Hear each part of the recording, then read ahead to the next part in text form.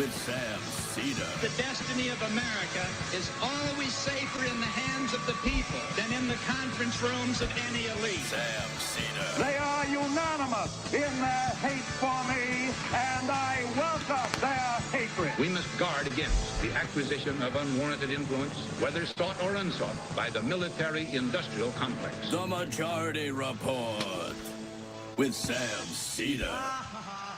And I get the feeling you've been cheated.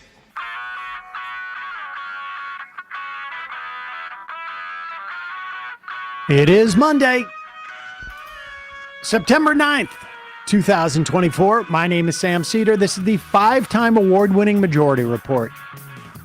We are broadcasting live steps from the industrially ravaged Gowanus Canal in the heartland of America, downtown Brooklyn, USA. On the program today,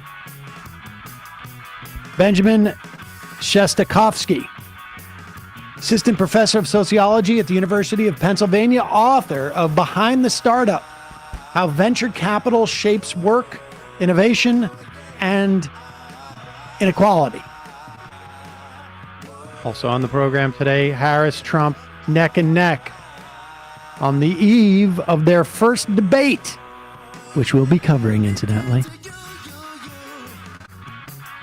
Kamala Harris website posts policy platforms as requested.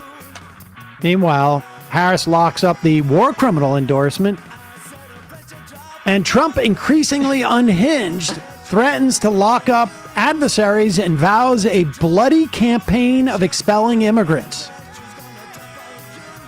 RFK Jr. stalling the early voting in North Carolina because of his twisted electoral strategy. Boeing reaches a tentative deal with the Machinists Union.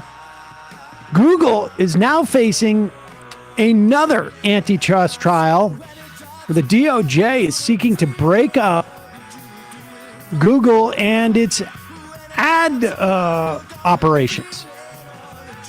Meanwhile, IRS has collected an extra $1.3 billion in the last 8 months in ramped up enforcement of rich people who have dodged paying their taxes. That means income earners of $1 million or more. Communism. House Republicans flirting with another government shutdown again. The Australian media follows up on an Israeli report that Israel likely killed at least dozens of Israelis purposely as part of its Hannibal directive on October 6th. Democrats up pressure for investigations after the killing of an American citizen in the West Bank. And Israel has effectively ended its pretense of willing to deal for hostages in Gaza. All this and more on today's Majority Report. Thanks for joining us, ladies and gentlemen. It is Fun Day Monday. Fun Day Monday.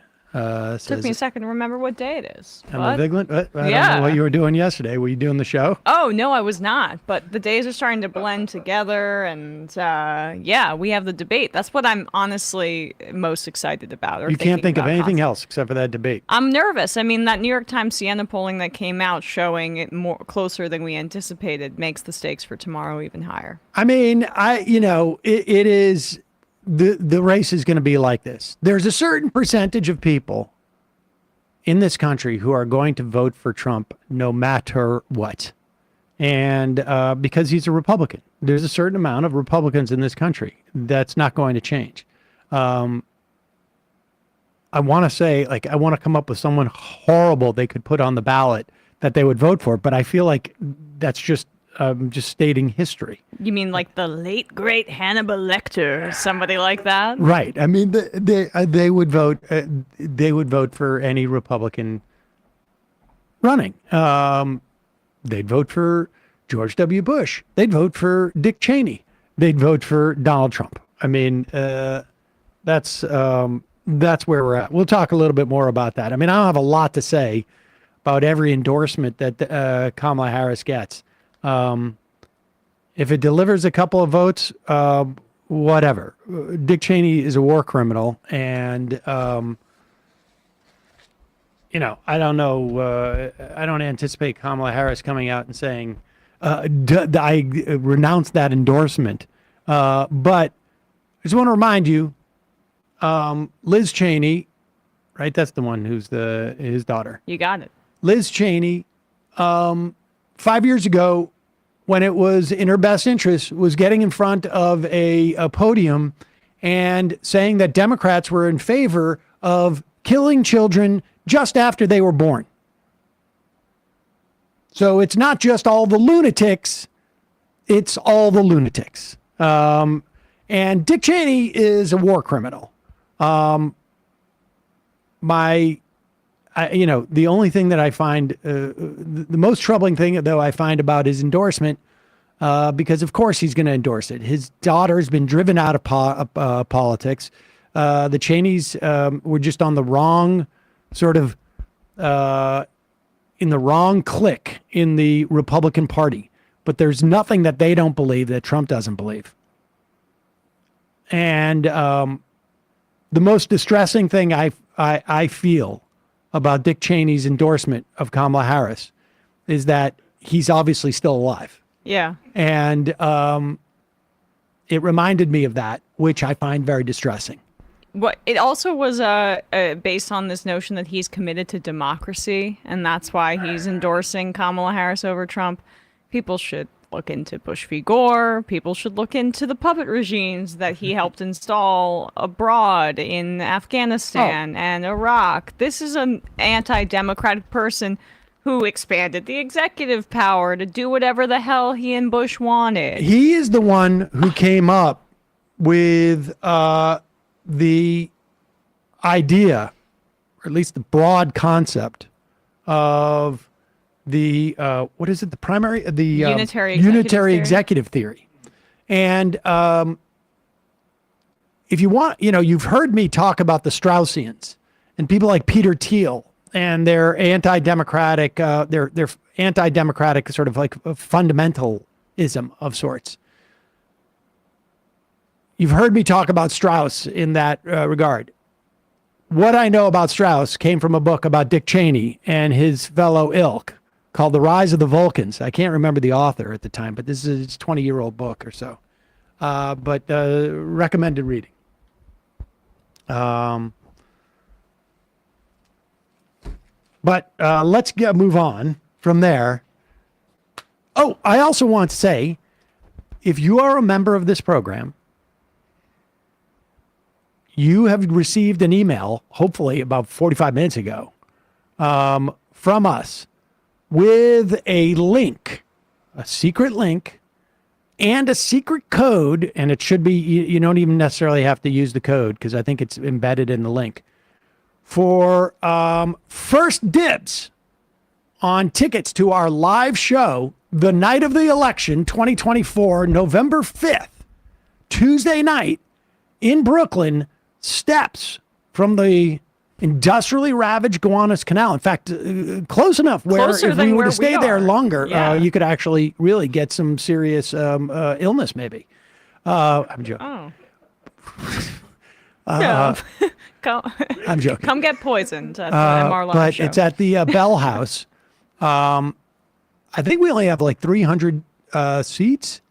And of course, you can walk around too, because it's going to be a 5-hour show or a 4-hour show. I think the doors will probably open around 7. We'll probably get going around 7:30, but we're working all those details out. But the point is, if you're a member, you get first dibs. We got 4 days. Your first dibs runs out Friday. And as another way of us saying thank you for supporting the program, they gave you a tiny break. What was like I don't know. I guess it was. I guess now that I think about it, like a 10% break, more than that.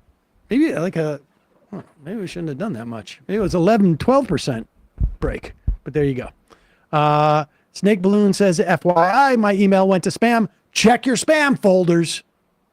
Boom. Check your spam folders. Okay, let's get to this. As you know, there's a debate tomorrow night. Mm-hmm. Emma, that's all you've been thinking about. It's very stressful. Well, the Giants were so horrible yesterday. That's all I can think about, yes. People, I mean, I'm not sure what the advice people would give to Kamala Harris. I mean, I think, just do a good job, go after Trump. Don't take the bait where he tries to get in the muck, because she's going to try to bait him too, but they're aware of that, right? So they're in a bit of a standoff. And it's going to be a test of, I think for him, for Trump, it's a test of discipline, which he's failed so many times in front of our very eyes about whether or not he does go down that insult route. And for Harris, she has a lot more to juggle, I think. It's about how she presents herself to the American public, introduces herself for the first time, doesn't cave into his framing, those kinds of things. But Fox and Friends knows what's really the most important thing for Donald Trump. Yeah. Here it is.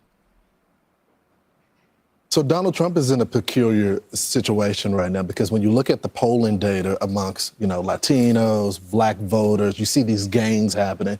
And there's a case for all these people saying they were better off under his economy. You want to keep those voters right there. What Kamala Harris is going to try to do is get him into this race war, right? To be vicious, to attack her as a woman. Don't put voters in that position where they have to choose between their economic situation and feeling sympathetic for Kamala Harris. You can't get personal. You can't get I'm not saying that it is fair. Pause it for 1 second. To make something clear to the folks, to my friends at Fox and Friends. When you attack someone for being a woman, or when you attack someone for being black, that's not personal. That's racism and misogyny. It's not personal. Yeah. They don't seem to understand this, and they're trying to make it say, because they can't say, just want to make it clear that if President Trump is watching us right now, because he does, don't be racist. Right. But they have to couch it in don't be personal, because they know that he wants to be racist. Go ahead. Personal. You can't even. I'm not saying that it is fair. I'm not saying that she may go low and call him a racist on the stage, but his response should be, you said that about Joe Biden too, and you went to work for him. So you have to be very strategic right there because they want ads of him eviscerating her from her personality and her being a woman. Well, Chris Christie yesterday was on ABC, and he said essentially all she's got to do is, he had 2 words, charm and disarm. He said, be charming, be yourself, tell what your vision is, and disarm. When Trump says something that might be of a personal nature, just smile. Well, people said that to him the last debate with Biden. Don't get personal. Don't talk about his cognitive decline. Just stick to the issues. And that worked well for Donald Trump. Didn't have to talk about it. It worked well. Why was he able to say anything about cognitive decline? Yeah, he just killed it. Why was he able to not get personal with Joe Biden? Is it just because he showed a real lack of restraint? Or does it have something to do with Biden's gender and Biden's sexuality? I mean, oh my God. Not Biden's sexuality. I can't believe you're going there, Emma. Sorry, Biden showed shade. Biden showed yes. a restraint by Biden showed restraint by not being a woman and by not being black. That was very good of him. And it made it easier for Trump not to get personal. Go ahead. Stick to the issues. And that worked well for Donald Trump. Didn't have to talk about it. I saw him. I think Chris Christie's one of the best debaters around. But I will say charm and disarm, that will be a win for Trump. And here's why. That means Trump just sits there and focuses on flip-flops and focuses on Afghanistan withdrawal, focuses on what his economy was, what he wants to do. And if they go back and forth and there's none of those moments of, excuse me, I'm talking, right. Or of him saying something disparaging like you were, now all of a sudden you're black and you weren't if there's none of those moments, I think Trump is in a really good spot at the end. Well, if they have a conversation. The problem, though, Brian, is unlike Joe Biden, she is a skilled prosecutor. Yeah. And she's been putting people on the stand for years, for the majority of her career, and she's used to baiting people. And it's different than a debate. It is prying off of people's emotions to get confessions on the stand.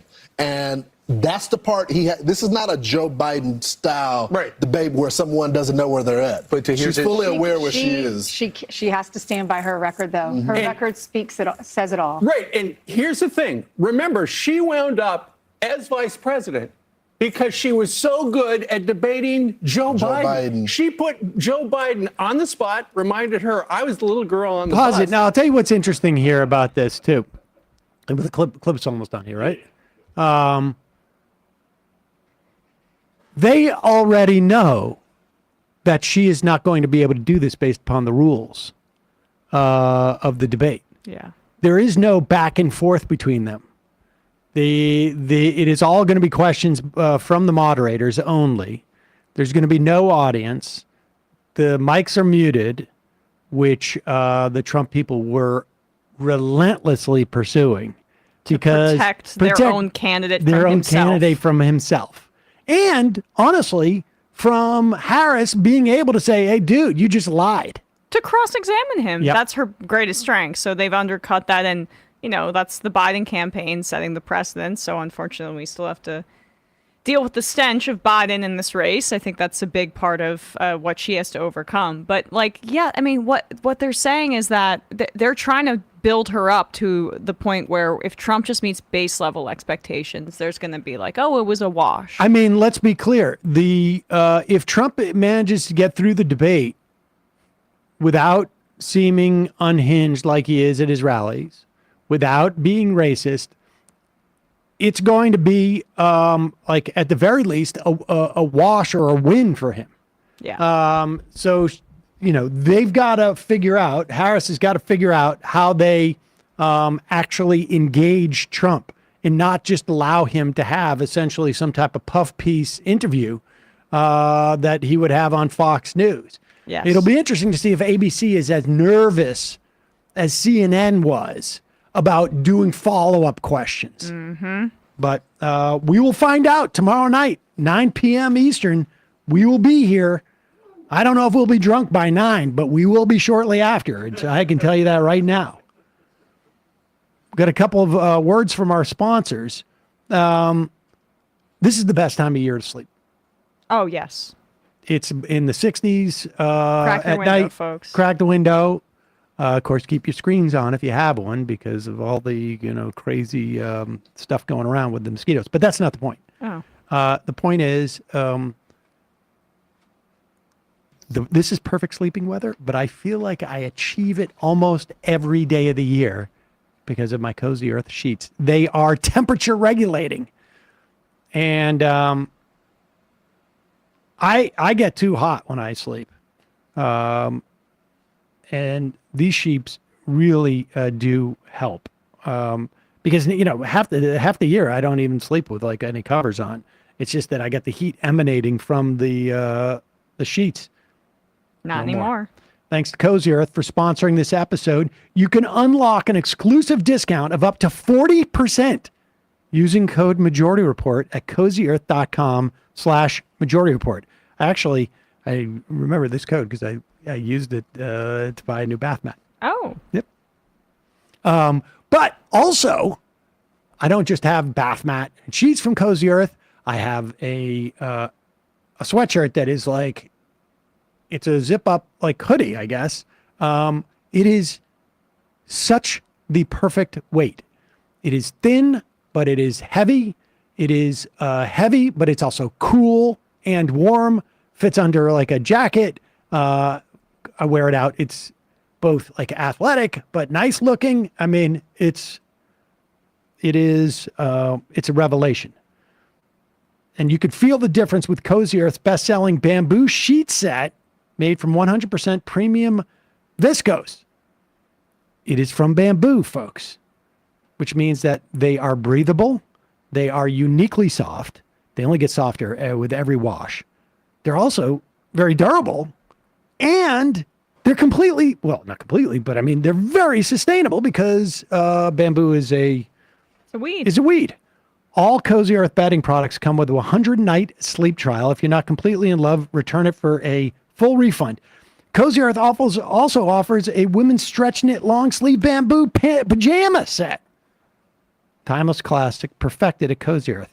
Has soft stretch knit features, enhance breathability, luxurious drape, lightweight set, sleeps degrees cooler than cotton, keeps your temperature just right through the night. And they have a men's stretch knit bamboo pajama pant.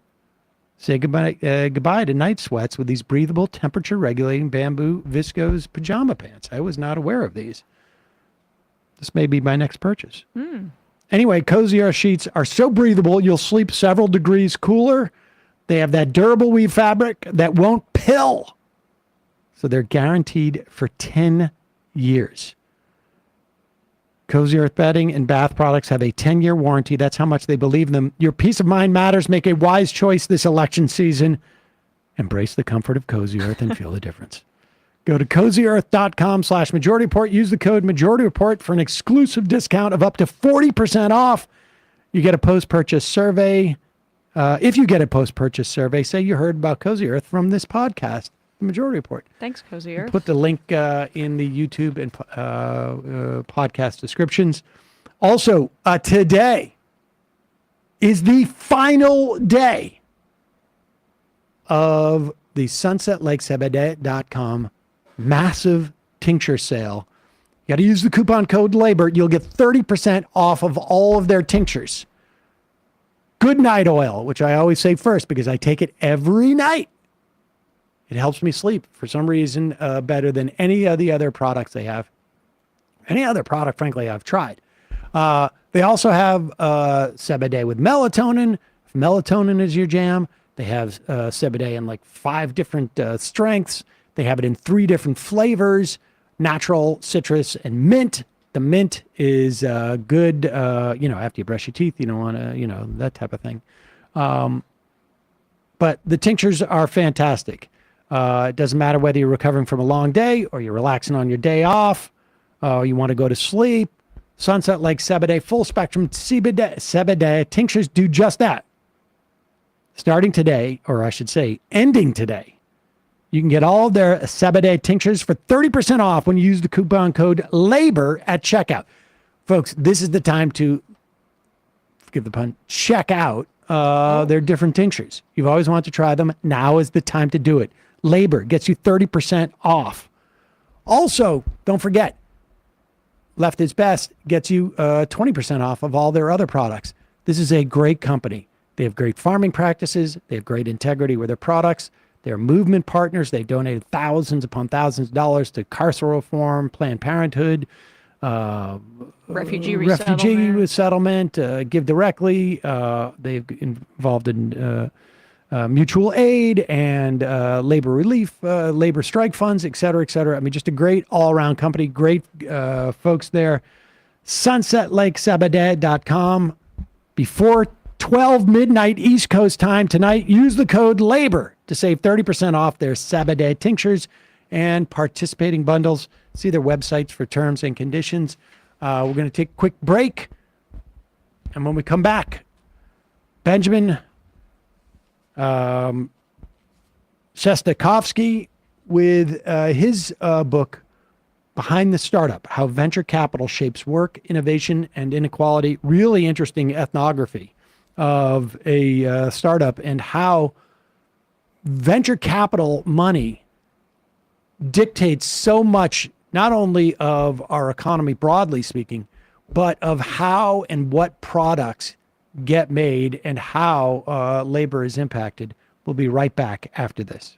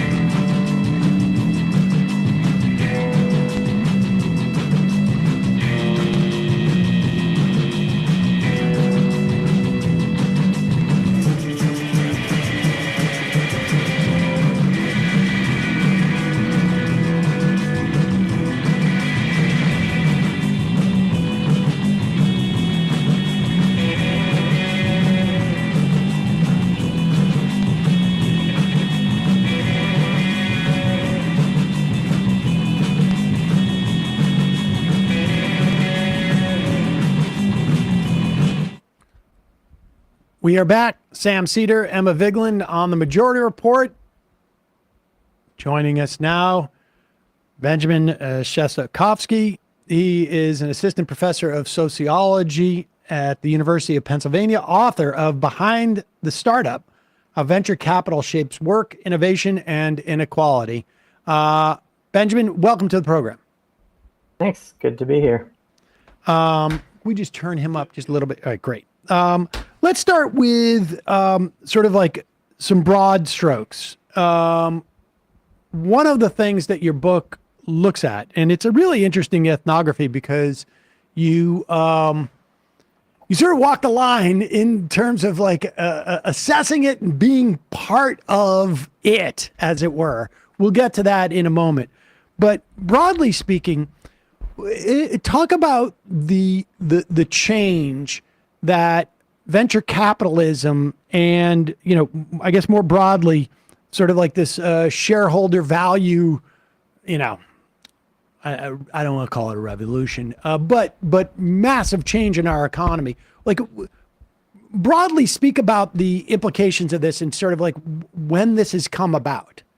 Sure. So the rise of venture capital is often traced to sort of the late 70s, early 80s, when, as part of a broader set of changes that were kind of increasing the power of financiers over the economy, were also going on in ways that affected the VC market. So you had a ruling from the Department of Labor in 1979 that said to pension fund managers, now you can invest in riskier assets. So a lot of money from pension funds started flowing into VC. You also had sort of more incentives for folks to start putting their money into new companies this way because the capital gains tax was decreasing pretty substantially, which means that if you're an investor and you make a lot of money through financial investments, one of which is venture capital, you get to keep more of the money you made.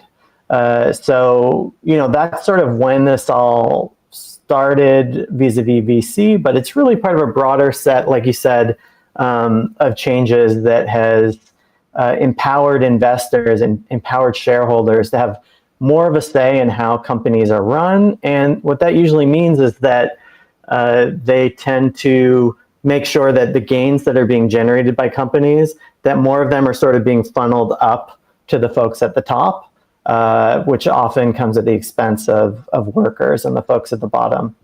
So, all right. So we got these three things, and I want to just make this clear for everybody because it's so fascinating how, those type of sort of what seemingly disparate policy changes in the 80s implicate so many other things, but they also go off in other directions too. So, for instance, when the reason why they open up the opportunity for pension for people who are responsible for pension funds to go after riskier investments is that way. If I'm a company and I'm funding the pension for my workers, I don't have to put as much money in.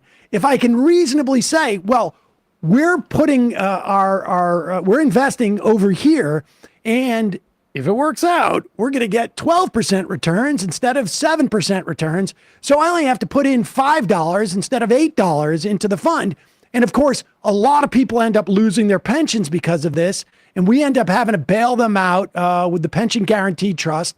It's usually not necessarily dollar for dollar. So a lot of people are robbed of their pensions, which again is a commitment that is made contractually. It's just basically deferred pay for people.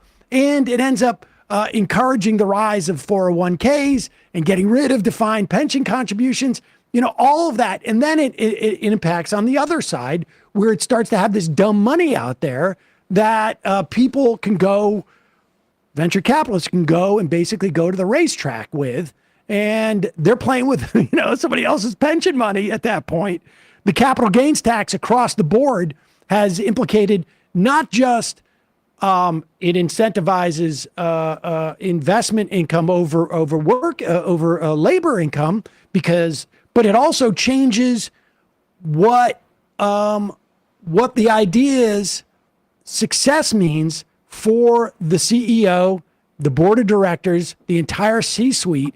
And that's when you talk about shareholders having more say. This is not a situation where shareholders go like, we need to be more socially conscious.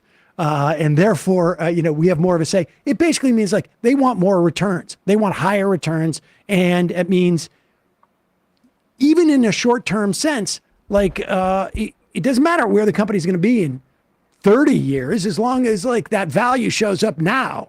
And that's the game that we're playing here. So, okay, so let's back up and then go to like, how did you come to write about, well, it's not a fake company, but you gave it a fake name, All Done. How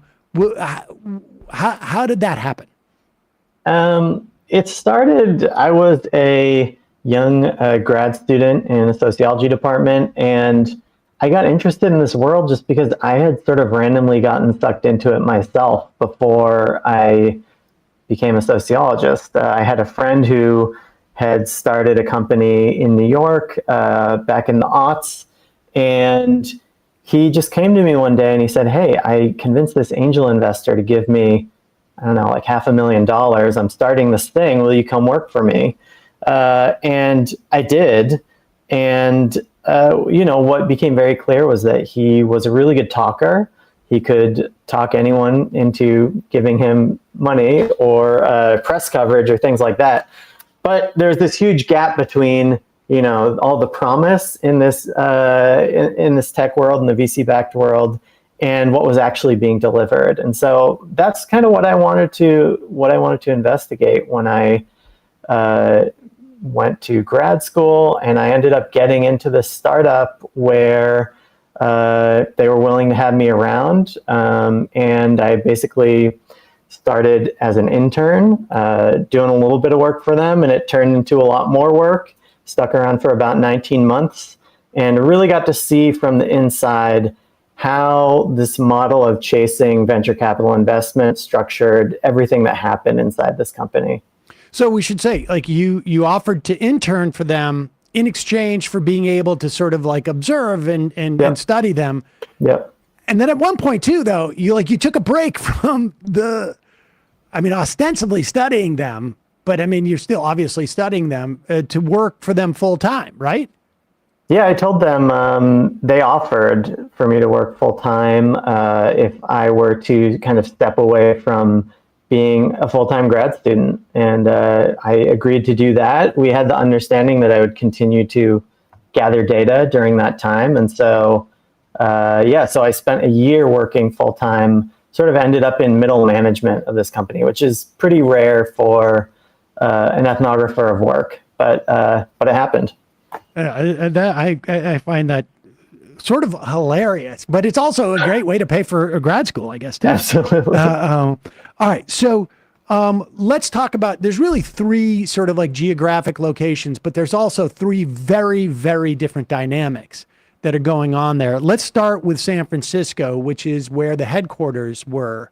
Like, what was, the thing that I find fascinating about this is that the nature of the investment and the nature and the structure of and who's investing and why ends up defining both the labor structures and what products essentially we end up seeing, because this is a story about, in this instance, it's about services, but it's also can be about medical innovation. It can also be about broadly technology, and so on. But let's start with San Francisco. Like, describe for us the dynamic there.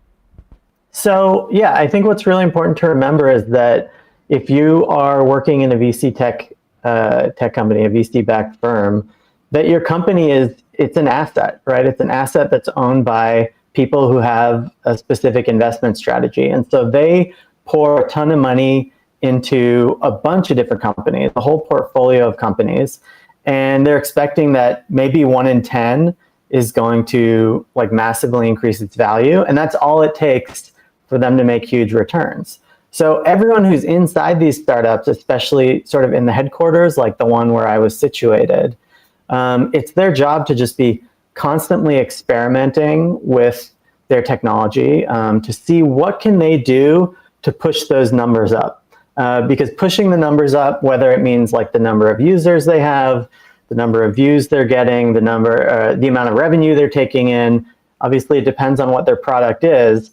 But if they can show that they are kind of generating this massive hockey stick type growth, then that's what means that more capital is going to be flowing their way, because even more investors are going to want to get in, early enough that they can make a bunch of money on this fast growing company. And so everyone inside of the headquarters is sort of just really wrapped up in the excitement of constantly tweaking things, adjusting things, changing things, trying to figure out what can we do to this product to see if we can get our user numbers up. And when they manage to do that successfully, it's really exciting because these are folks who all hold stock options, right? So if the investors get really, really, really rich, they may get rich or, make a bunch of money. So even though, 9 out of 10 probably are not going to make it, there's sort of this fantasy that everyone's wrapped up in that, hey, this could be us, we could make it. And every little move they make that gets the numbers up is sort of a new source of excitement that kind of gets them pumped to keep moving and keep pushing forward. Can you distinguish, though, just for those of us who haven't necessarily been in the business, or like, how is that different from like starting another company? Because in some ways, this is like, my job is to go out and buy as many lottery tickets as I can, and one's gonna pop, as opposed to like, I can only buy so many lottery tickets that my revenue can sustain. In other words, like, they're not necessarily looking to create a profitable business. They're looking to create something that looks like it might be a profitable business, right? And can you just explain that difference? Yeah, I mean, again, what's really crucial here is that the VC-backed startup is an asset that's owned by these investors who, again, have placed a bunch of bets, and they're hoping that, a small number of them will make it big. So you're in a situation where it's not, it's not like I got a bank loan and I'm using that to grow my company and I'm going to pay it back with interest. And I'm going to be just kind of going for the slow and incremental growth that's going to build a sustainable business that's going to allow me to pay back my bank loan with interest. The point is that there's some people kind of behind the curtain who gave you a bunch of money because they think that they can multiply that by 10, 20, 100, 1,000.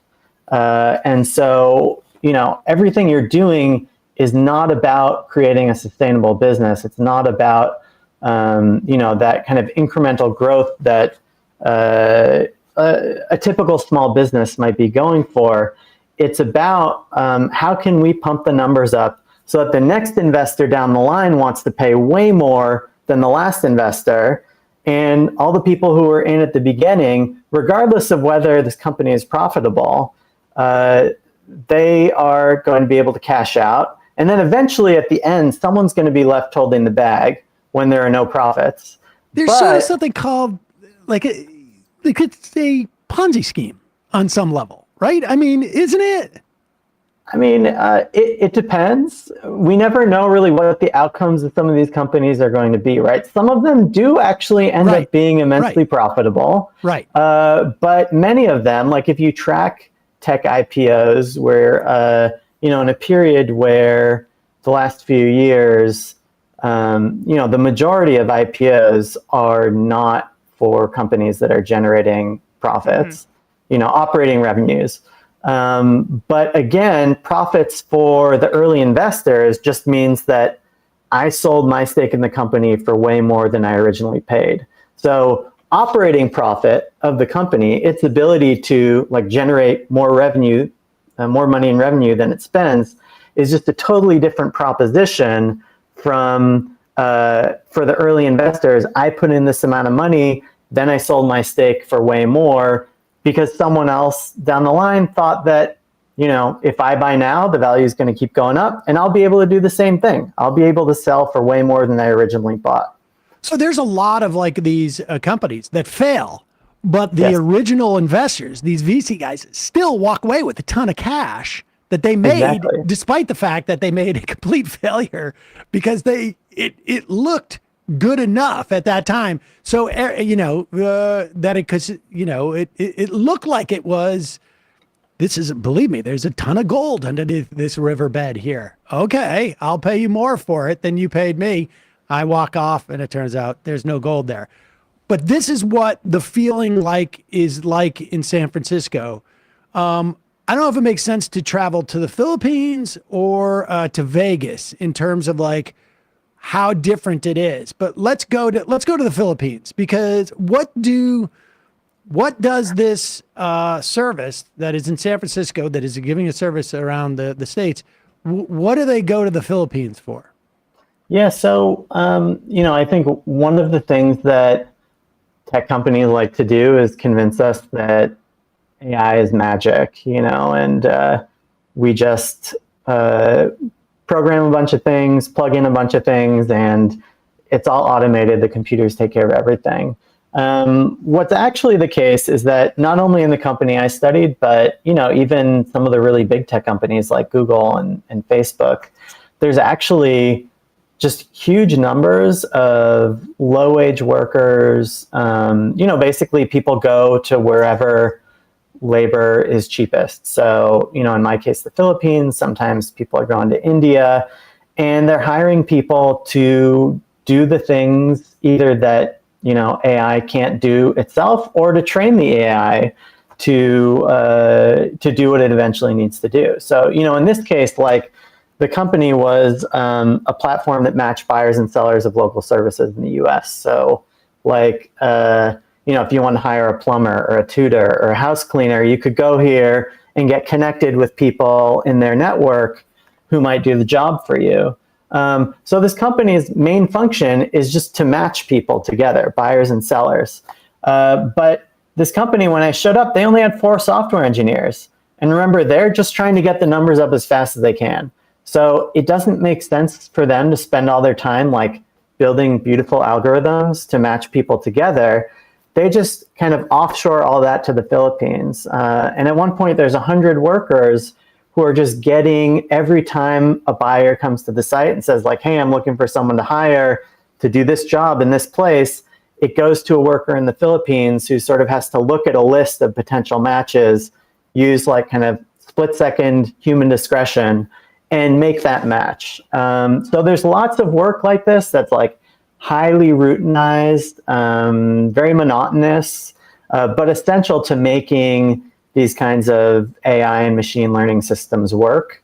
And that's the sort of thing that tech companies are going, across the oceans for. And I'm just interested in the incentives that you were touching on before about how for like venture capitalists, right, when they give money to a startup, that it has like the trappings of a loan that a bank would provide, right? But then the interest on that loan, in theory, if it was a bank going to a small business, is fixed. You have to basically show that you're building your business and generating revenue in a sustainable way, as opposed to when you're at the behest of a venture capitalist. It's more about, can you generate short-term profits so I can maybe even sell my stake and make revenue myself? Like, it doesn't incentivize creating sustainable business models. It just incentivizes generating as much, excitement and for other investors, so that the venture capitalist that came in the first round gets a big return. Yeah, I think that's true. I think that, listen, in this case, the company I studied, 92% of the workforce was offsite. So, there was like a small group of people who were in this office in San Francisco, who had stock options, who had, jobs that were well compensated and had the kinds of benefits that we would assume, constitute a good job and good working conditions. But all the people who are off-site, in this case, and in the case of companies like Google and Facebook, all these people who are sourced from around the world are, not only making relatively low wages, but also they're employed as contractors. So whether it's that they're hired through some external outsourcing company or they're hired through some other digital platform that's designed to connect software developers with low-wage workers, it's the people, this very small fraction of people who are involved with the company who really stand to benefit at all if these technologies do create the incredible wealth that that ultimately the goal is to create. And in the story I tell, I talk about how lots of people in the Philippines, and also, as Sam mentioned, there's this other site in Las Vegas, people working as contractors, low-wage workers, where people really did sort of get wrapped up in the fantasy and the imagination that they could be in on the ground floor of something really big. And then, of course, they discovered that they're actually not, even though the company was calling them team members and, calling them family members, that they were not going to share in the gains. And in fact, some of them were just let go when the company decided, you were really helpful for getting us over this VC benchmark, but for the next one, we don't need you anymore.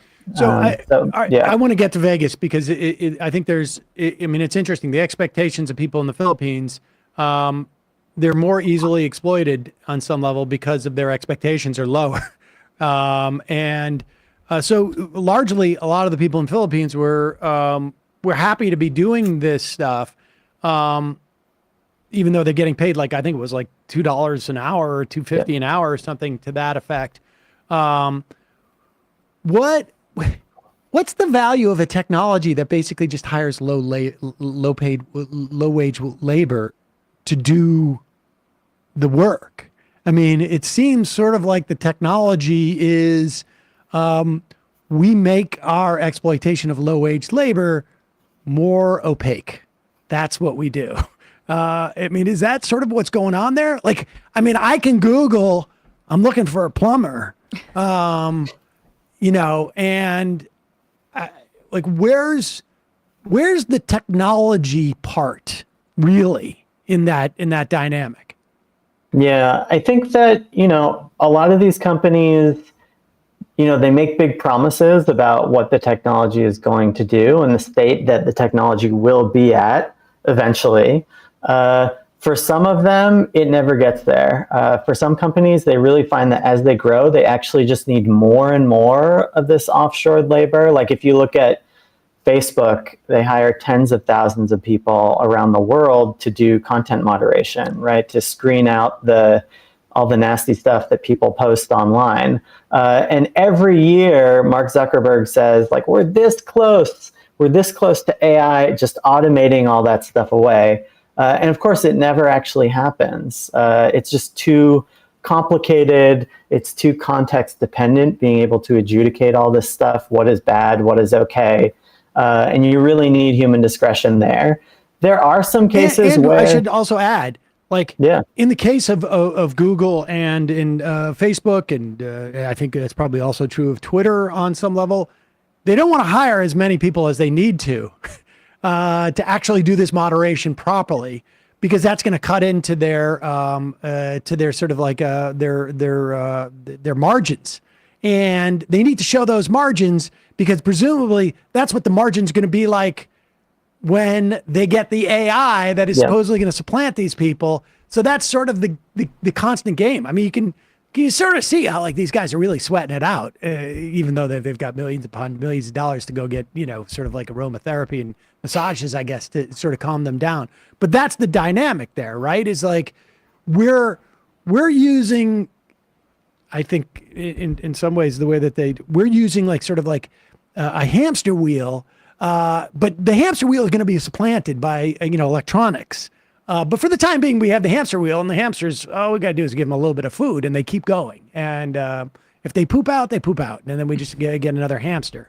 So let's talk about Vegas, because Vegas is sort of like, what's interesting is Vegas is that sort of like that Delta area, it seems to me. They're the ones who really absorb it because they actually are forward facing to the public.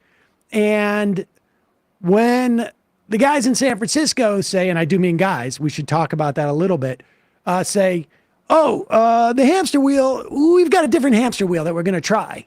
We're going to try different hamsters. It's the ones in Vegas who have to explain to the people who've been using the product what happened to the other system. Yeah, exactly. I mean, it's like these are frontline workers. They do phone support, and if you're a software engineer in the San Francisco office and you're constantly changing the product, trying to get this metric to go up and that metric to go up, you see the users of the product as these sort of abstract numbers going up and down on your screen. But if you are a frontline worker who does customer support, then you're actually kind of getting all of the real emotional responses of people who have come to rely on this product, yet now they're finding is continually changing, right? Whether that means that, my dashboard used to look like this and now it looks like that, and I don't know what I'm supposed to do, to, I noticed that you just changed the payment structure and you're asking me to pay 10 times as much for the same product that I was getting before, which, by the way, is because, after you get your first round of VC funding, the next round, it's much less about proof of concept and much more, can you make any money from this thing? So, it's the folks who are on the front lines who really take the brunt of all the anger and confusion and really even just feelings of betrayal. Again, this is not just the company I study. There's a very famous case. Part of what led to Travis Kalanick being kicked out of Uber, he had this series of scandals, one of which was an Uber driver actually picked him up in San Francisco, and he took some dash cam video of the interaction they had.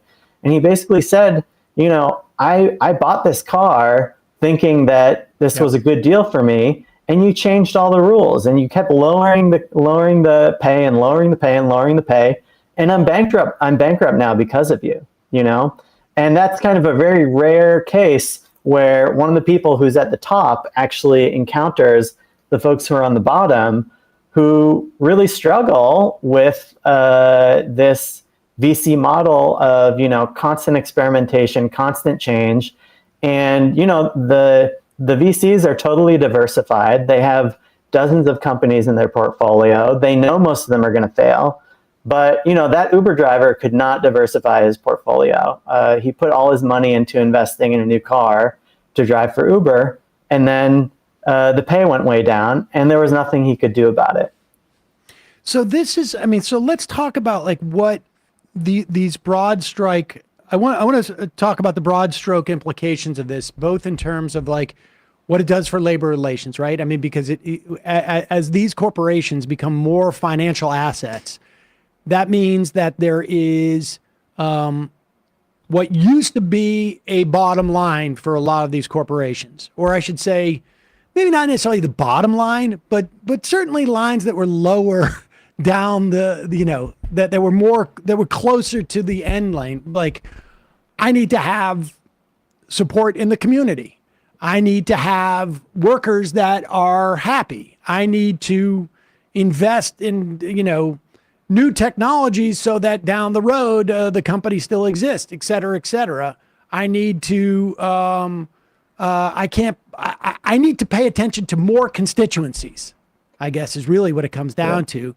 Then I'm not working for my workers, if I'm a capitalist at that time, but it's a constituency I have to be more aware of than now. How is that it's impacted labor and communities and whatnot, and how has it impacted the products that we get? Yeah. So yeah, you're talking about sort of the shift from the post-war era when corporations tended to have more of a view of all the stakeholders who they might be accountable to versus, as you said, kind of the rise of shareholder value meant that really the only stakeholder that mattered to management was the shareholders, and how this has had sort of deleterious effects for labor relations and communities in a lot of ways. And I want to be clear too, that like the CEO, the board of directors, the C-suite, they're all shareholders. And in fact, absolutely, their compensation is more often than mostly not, stock. They're more shareholder than they are. Like they have a side business here that I think, that Bill Lazonic out of UMass has been, talking about for years. Like they have basically a side business that is their primary business. The company they're running is sort of almost secondary to what it can generate in terms of their stock options. Exactly, which is why you saw so many corporations start to take on all sorts of different activities that had nothing to do with the products that they produced. Like GM became a huge lender because there was a lot of money to be made there. So yeah, I mean, I think what we often see with what this means for companies and their products, like you mentioned, research and development, well, those budgets get cut because aren't those resources that could be siphoned back to shareholders in the form of stock buybacks or dividend increases, training employees to keep up with new technologies, that sort of stuff gets cut too. And a lot of people will argue that the quality of products is also diminishing. It's Cory Doctorow who coined this term enshittification to talk about really how a lot of especially these VC-backed companies, they've got a lot of money up front and they'll plow it into sort of hooking people into a product under one set of policies and one set of arrangements. And then once they get everyone hooked, once they sort of create this quasi-monopolistic position in the market where people don't really feel like they have a lot of other places to go because it's just too convenient, too easy, to stick with what they've done already, then we start to see this degradation of products and of services where these companies recognize that we've got people hooked. We don't really actually have to provide decent products anymore or products of the same quality anymore. We're on top, and there aren't a lot of sort of challengers who are able to unseat us. That's kind of the final stage, right? Like that, would you say that that's the Uberification of this. That's the end goal for all of these companies. But at the end of the day, we know that they've basically reached a saturation point, it seems to me, in terms of their inability to pay their workers, but also the shitty products that they're putting out there for the public.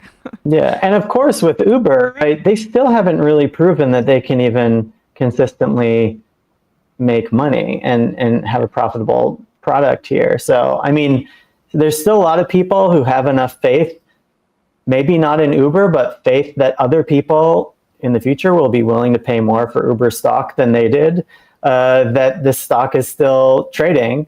But there still isn't really a clear end game for a company like that, they have had to raise their prices a lot to please shareholders. But it's not clear, are they going to be able to get, keep enough drivers, keep enough customers? Maybe they can. Maybe everyone is so hooked at this point. But, these are open questions. We try and do that with the podcast, incidentally. I just want to say that that's been our business plan for years. But putting that aside, and of course, present company excluded. Like this is, but grade A content here. Exactly. Yeah. But how much has this dynamic spread to other industries that are, so there are certain principles that are developed here, which is, VC comes in, we need to project that there's going to be greater future revenue, which is really just in some ways securitizing the underlying business, and we're just going to keep selling that security. It's a derivative until somebody realizes, like, hey, wait a second, there's no underlying there's nothing underlying here.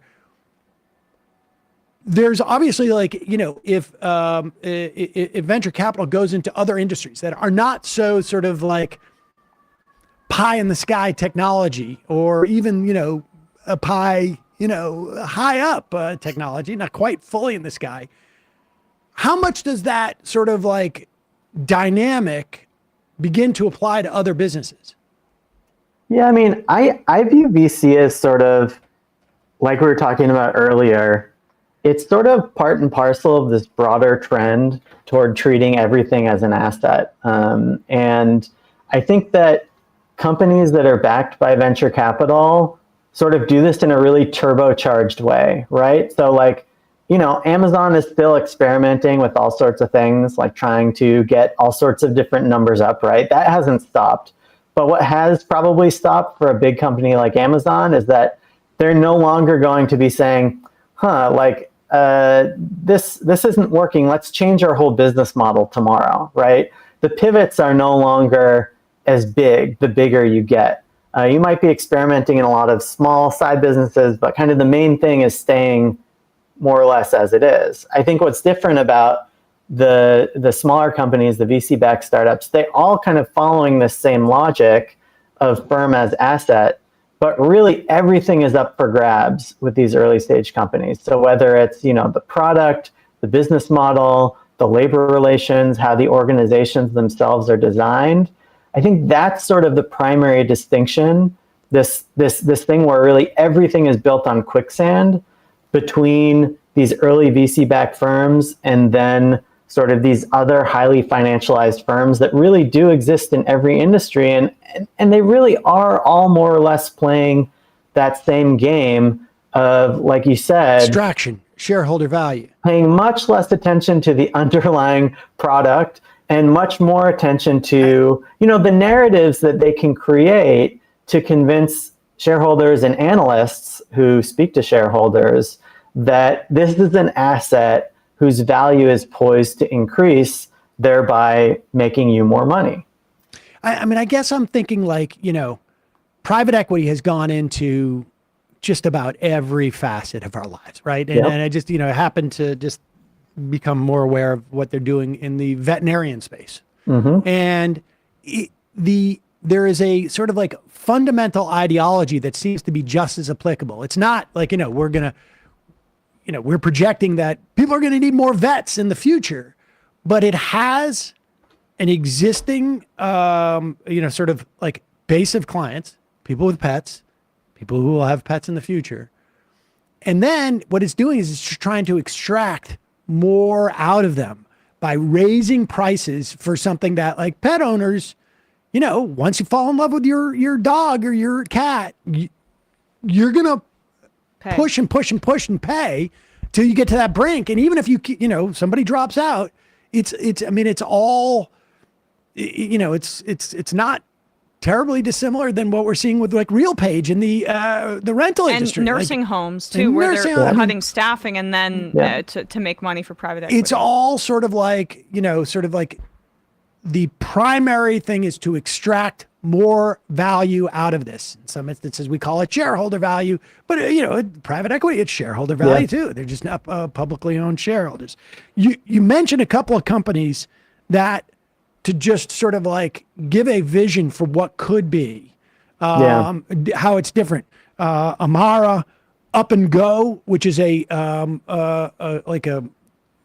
hire cleaning people. It's a co-op in New York City, and maybe in other places, which I actually just signed up for. Hey, there you go.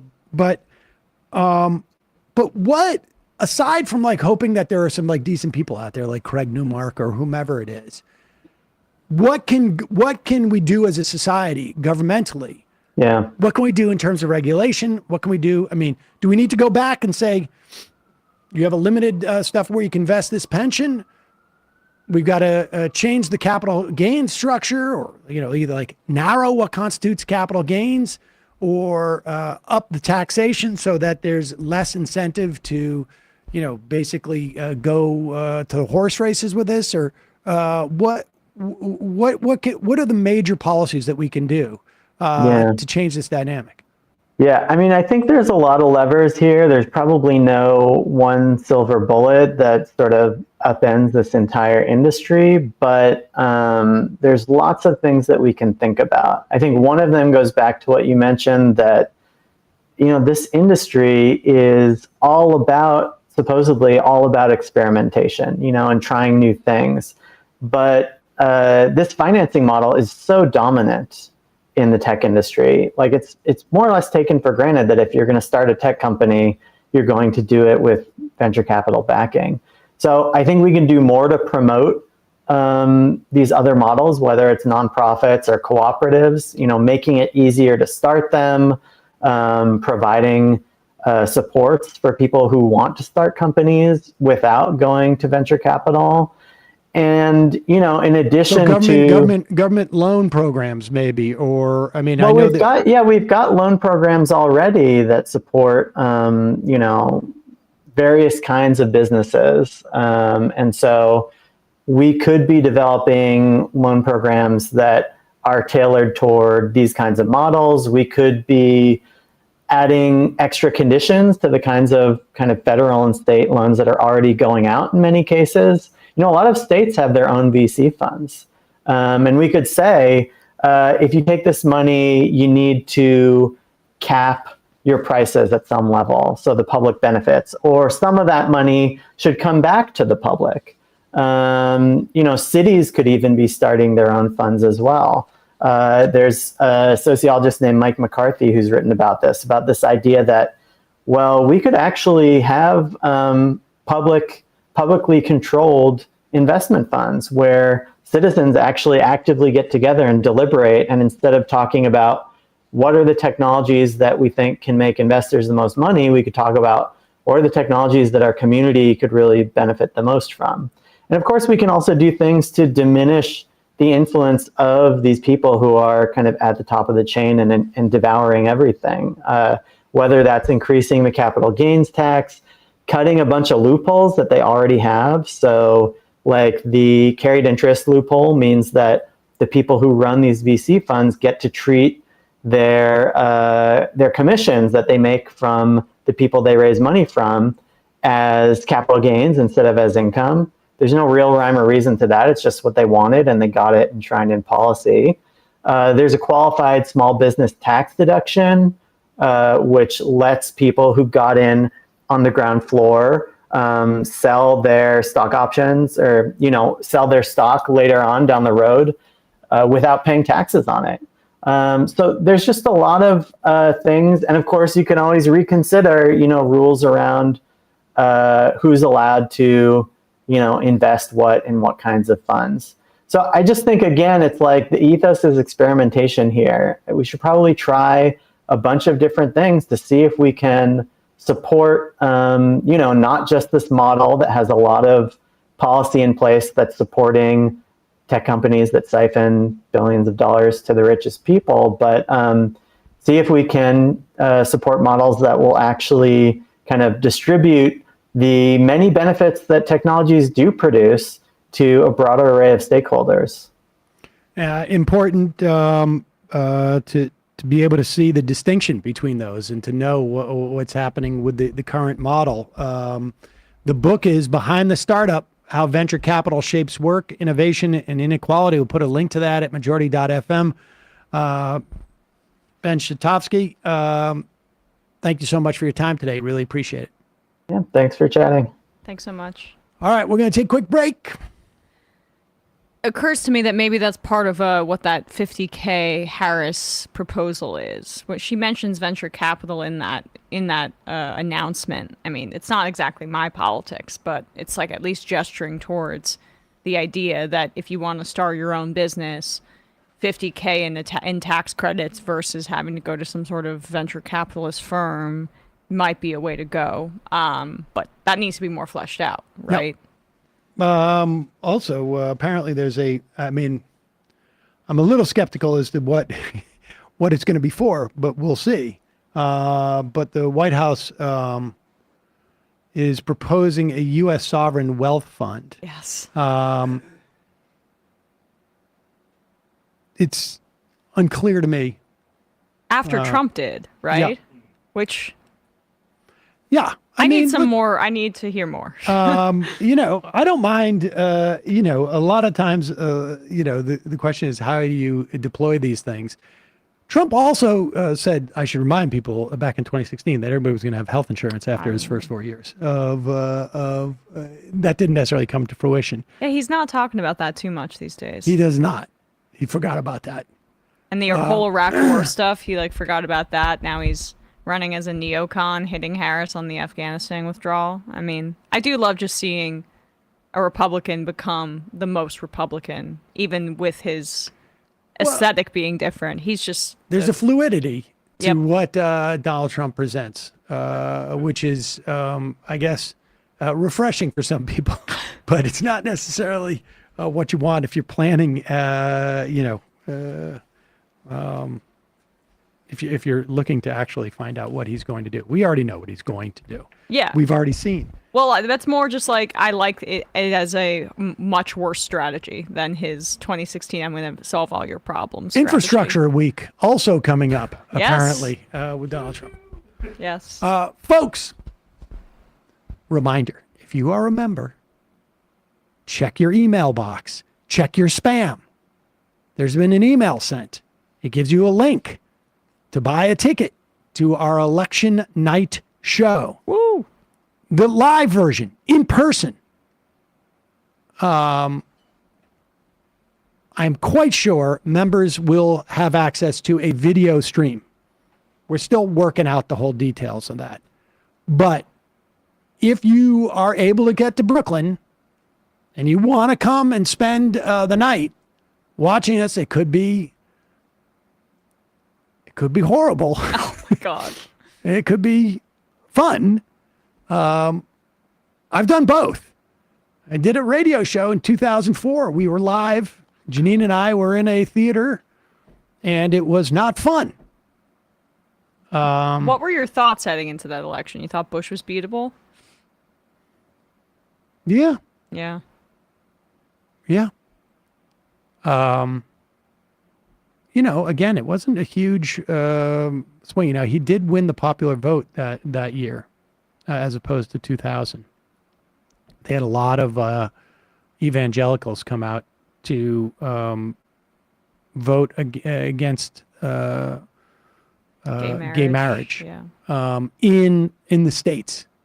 So it was in the same way that abortion's being deployed now to get people to constitutional amendments, they tried to constitutionally, state by state, amend their constitutions to say that gay people had to be second-class citizens.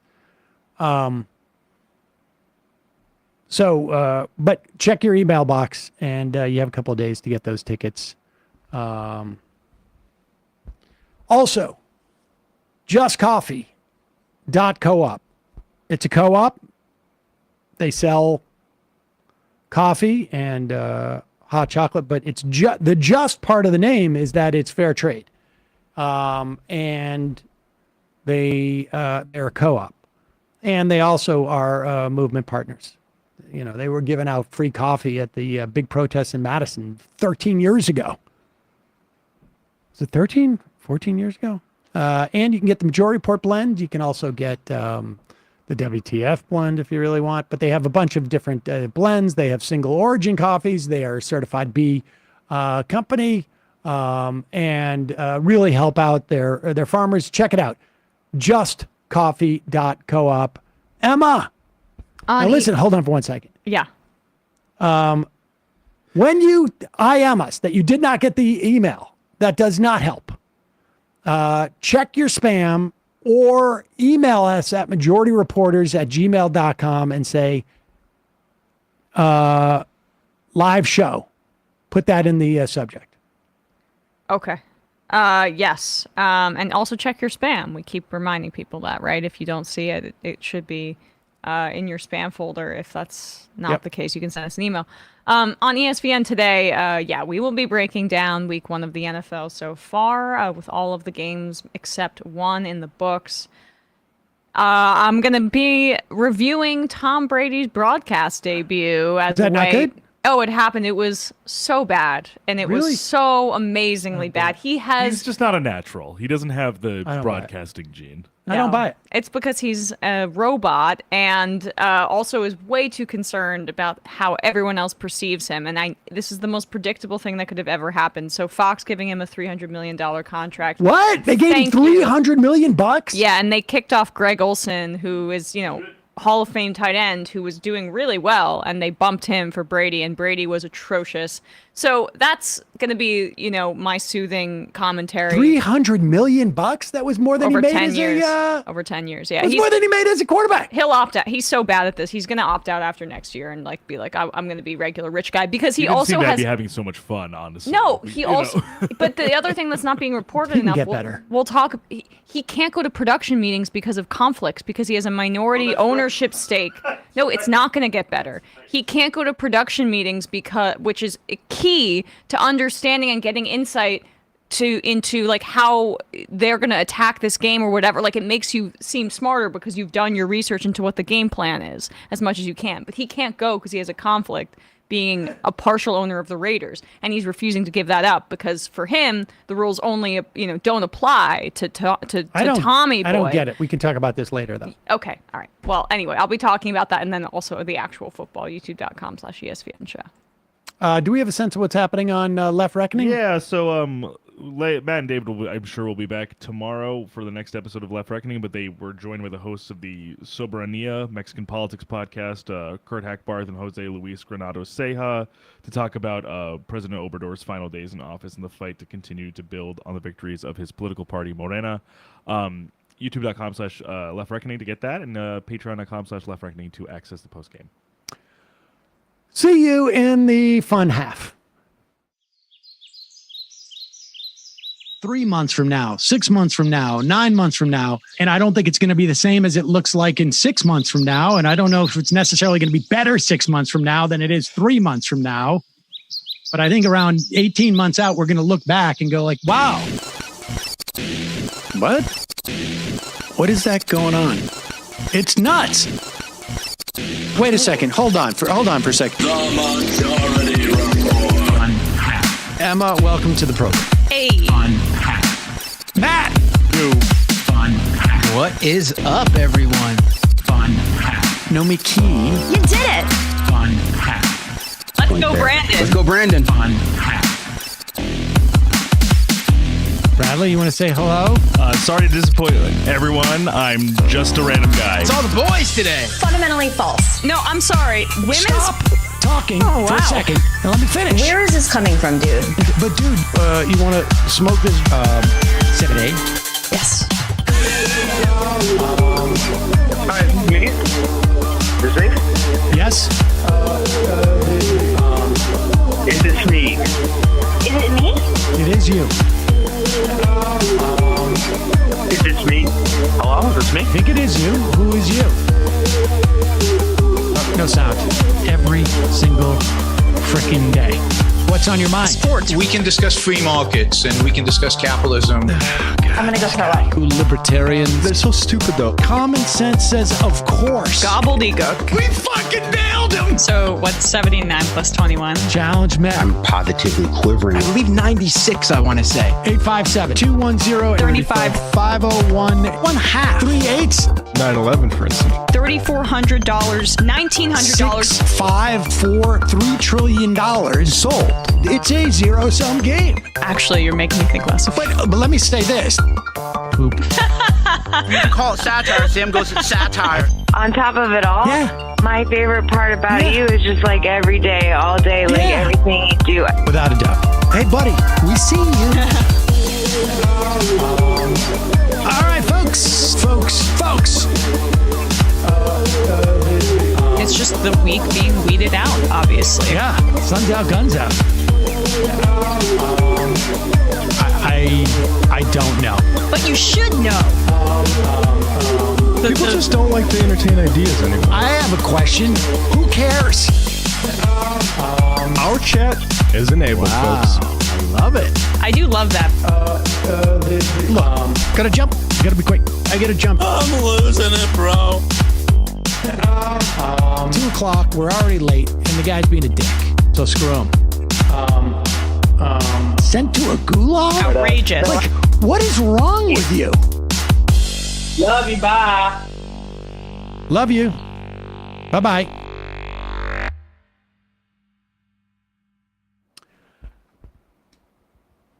We're back. It is the fun half for members. Incidentally, if you are a member, we have sent you an email from members@majority.fm. Maybe I'll send it from Majority Reporters next time. Thank you, really cool, for reminding us. Members@majority.fm. The email has been sent out. If for some reason you're not getting it, send us an email at majorityreporters@gmail.com and put live show in there, and we'll make sure that you get the link. Take care of that. Donald Trump, I mean, it's going to be interesting tomorrow night for a number of reasons. Jay Tingle says, I recall the election show in 2016 when you told your daughter not to worry about early returns. Later at that night, as the numbers confirmed the worst, you guys stopped talking. Certainly you were going over in your minds all the damage that would ensue. We all spent the next day painfully realizing more things that were about to go terribly wrong. That's right. It would have been worse had we done a live show that day. Did I tell you where I was at on that night ever? That I was outside of the Javits Center with the big glass ceiling that she was supposed to break through? Like, I don't know. Oh, gosh, yeah. Like rocket through, like a rocket woman. And we were interviewing supporters that were coming out, and I remember driving home in the Lincoln Tunnel. I was still living in New Jersey at the time, and like feeling like the world was gonna cave in, like that Trump actually won this election. It was 4 a.m. I don't think I slept that night. Like, that was devastating. That was, I don't know, but you've lived through more elections, whatever. But like, at least that was pretty devastating. That was devastating. Wait till you're actually hosting a show, oh my God, and right. that happens, and there's going to be 300 people, and everybody's going to be facing you. It's saying, what do we do now? Yeah. Right. So I was 20 years old. Let's hope that doesn't come to pass, please. I was in college for 2016, which was also pretty wild. Yeah, that must have been. I said, I told my friends, don't leave my dorm. Stay over. I can't be alone tonight. Wisco Disco says it was in my spam folder on Gmail, so check your spam folder. Kowalski from Nebraska, I'm buying all the tickets and marking them up. I'm playing a game called Capitalism. Yes, there you you go. are. Emma's distant cousin, Tim Pool, is listed as number 2 in that investigation, which isn't the first time he's been described as number 2. Am I right? Oh, yeah, you're right. Sushi with the Goys. Sam from the Majority Report next time as to who the email's from seems to help my nonprofit newsletter stay out of junk folders. Yeah, they don't allow that. Our email service just switched, literally. Like, I had no idea. Like, I had to reload everything up. It was a real pain in the butt, but I'll do my best. So Donald Trump, as you know, was at an appeals court hearing to try and overturn the E. Jean Carroll ruling. Incidentally, if you don't remember what that ruling is, it was a civil case of defamation that E. Jean Carroll brought against Donald Trump. Part of that civil case was a determination by the judge and the jury, I think, that Donald Trump had, in fact, raped E. Jean Carroll. And now there is a different standard of guilt that is applied in a civil case. But the court found that it was proved at the standard of a civil case as opposed to a criminal case. Criminal case is very difficult, beyond no reasonable doubt. In this instance, he was found guilty and then had to pay Eugene Carroll a bunch of money, which of course he hasn't as of yet. And then he decides to do a press conference afterwards and brings up another instance of a woman who accused him of sexual assault. And he uses when I sexually assault somebody, I am very specific as to who I want to sexually assault. And she would not have been one of them. But listen to the way he refers to it. I mean, this is just completely unhinged. And watch the lawyer's faces behind him. Now, there were two witnesses. One is a woman who's followed me for years. She said in 1979, I was in an airplane with her, commercial flight, and we became very intimate. I just sat down. I think I had the book, The Art of the Deal. I was famous then, too. I've been famous for a long time. And we're sitting in first class, according to her. Never happened, by the way. Totally made up story. She's a Clinton person, too, by the way. Big Clinton person. She made up the story. All right, I'm sorry. I just need to... So she's a Clinton person. We were just talking about 2016. Do you remember when Trump brought out all of the accusers of Bill Clinton on... Speaking of Clinton people. who were... Some of them were Trump supporters at the end of the day. Money to Broderick, definitely. But none of us are coming out there and saying, oh, that never happened. So, like, Clinton, we know, was somebody who was credibly accused of sexual misconduct repeatedly. We're not coming out there and, like, besmirching their accusations based on their politics. But Trump, who did the exact same thing to his opponent in 2016, is now bitching about this about himself. But anyway. By the way, big Clinton person. She made up the story. And so many years ago, and I think it would be 1979, one of my many people behind me could correct it, but I think she said 1979, that's a long time ago. And I sat down. I believe I had some pretty big success then, and I was being talked about a lot. Maybe The Art of the Deal was out, sometime after that, I'm not sure. But I was well known. And passengers are coming into the plane. And she said, I was making out with her. And then, after 15 minutes, and then she changed her story a couple of times, maybe it was quicker, that I grabbed her at a certain part, and that was when she had enough. Now, so think of the impracticality of this. I'm famous. I'm in a plane. People are coming into the plane. And I'm looking at a woman, and I grab her, and I start kissing her and making out with her. What are the chances of that happening? What are the chances? And frankly, I know you're going to say it's a terrible thing to say, but it couldn't have happened. It didn't happen. And she would not have been the chosen one. She would not have been the chosen one. She has gone around for years saying the story. Everywhere I go, she says this Pause story. it. I just want to make it clear what he's saying here. That if I'm going to sexually assault someone, hey, it's a great honor. But she would not have been the chosen one. The one I chose to sexually assault. She wouldn't have been it. Wouldn't have picked her out of a lineup. He said this version of this about Eugene Carroll. Yes. She's not my type. No. You mean the blonde woman is not your type? The chosen one.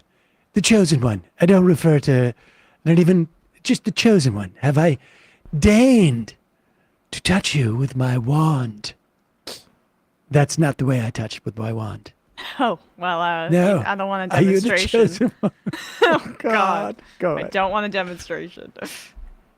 Years saying the story. Everywhere I go, she says this story. And it's a total lie.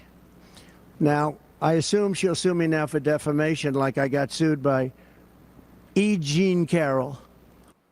Gene. This is great too. J.D. Vance Missing Chin says she's been saying this for years is not the defense he thinks it is. She's been completely consistent making this accusation for years and years, which proves it's a lie.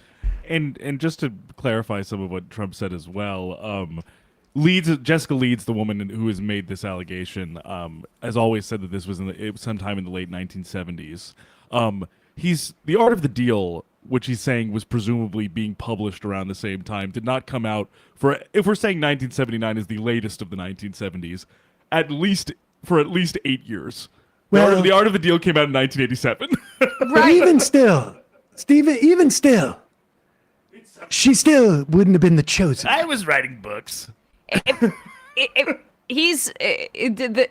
way he dehumanizes women just so casually is just incredible. I mean, he wouldn't have chosen to sexually assault her because the godlike figure, did not make the determination that she would be the one that he would touch. And You got to cross the bar for me to assault you. Exactly. That's just what it is. I only assault 8s and above. That's it.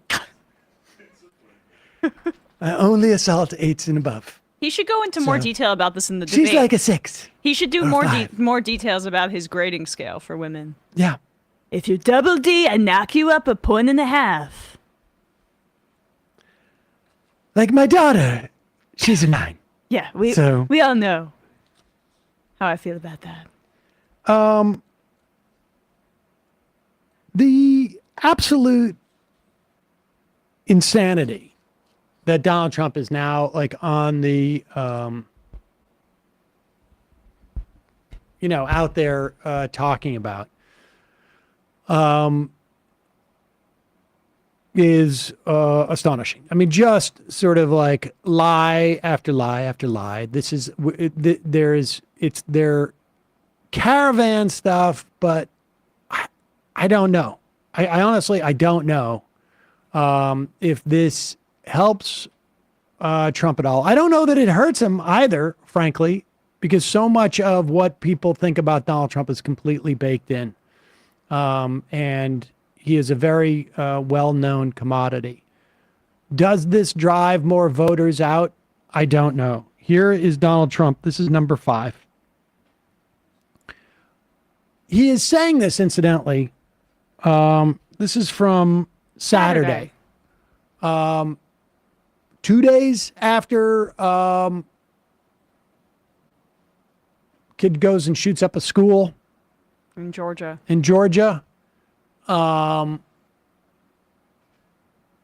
Talking about the danger at schools, ladies and gentlemen, but it's not getting shot at. No, in fact, it is from spontaneous surgeries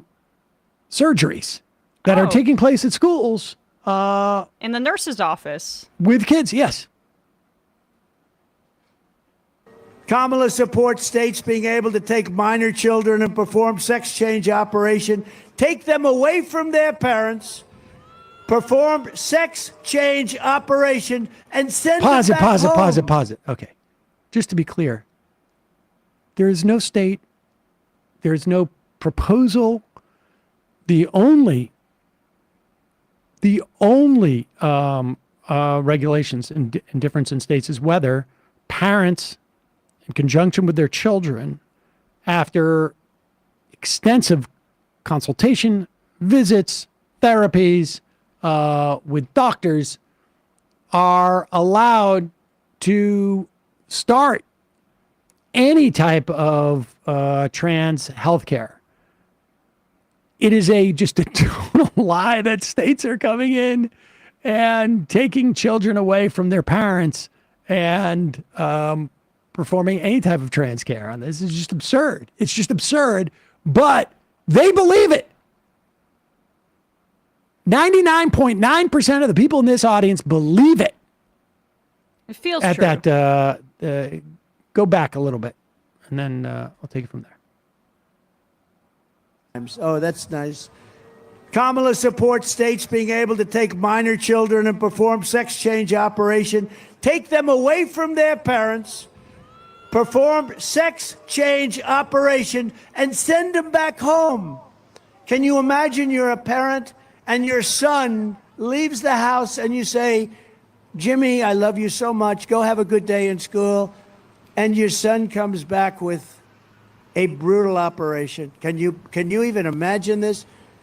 what the hell is wrong with our country? Her running mate, Tampon Tim. Tampon pin. Tim. Okay. Yeah, that's. Yeah, let's just hear. Did you see he signed a bill where tampons will be in every boy's bathroom? Nope. This is Isn't that not nice? true at all. Boo. And he's a whack job. Can you pause it? Honestly. So, Sam, you have sisters, right? It's honestly incredible that you still identify as a man, given the fact that have you been in the same bathroom growing up as tampons? And I have a daughter too, actually. Whoa. And I probably should just air this out. I have actually purchased tampons. And despite the fact that I have purchased tampons on multiple occasions, I have handled them walking up to the counter. Whoa. Then carried them home. Without gloves? Without gloves, with my bare hands. There's even been occasions where I think I have like individually handed tampons to individuals in my life over the years. And despite the close proximity I have had to these tampons, I have never used them. Did you guys know that I for actually... their stated purpose. There are tampons somewhere in this office. Like maybe in my locker I have them as a backup, right? I probably should have notified you guys about this before, and the HR department, that this office may have been at some point in proximity to certain tampons. What has happened to the Democrats? They call it Tampon Sam. Also, like, as you're saying, it's just incredibly insane that he's giving this elaborate brutality scenario about what would happen to your kids if they go to school within 48 hours of a school shooting. And also, trans surgeries for minors are exceedingly rare regardless, and when they happen, they're with parental consent. And it's not just like you wake up one day, you go to school, the kid gets kidnapped, has trans-affirming care surgery. It's after years and years of hormone therapy to get to that point, in the rare instances that there is trans-affirming surgery for people under 18. What they're all hung up about is the fact that California and other blue states are trying to implement protections for children who are trans in schools, where the parents are not supportive, essentially, where schools can recognize, say, the child's preferred pronouns without parents having to breathe down their neck. Pronouns. If you do that, then cats and dogs raining from the skies. Cats and cats, dogs and dogs. Yeah. Trump wasn't just espousing the lie of tampon Pim or tampon Tim or whatever he's saying, or the idea. He's also now pushing this lie of like, Colorado's not taken over by Venezuelan gangs. This is exactly what he does every time he's run. MS-13, the caravan. I'm sure some of these Mexicans who are coming across as rapists are nice people.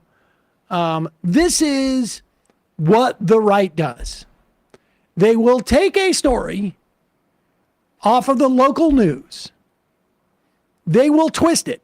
We see this now with Charlie Kirk, and I can imagine every other right-wing show right now is talking about how Haitian immigrants are eating people's pets.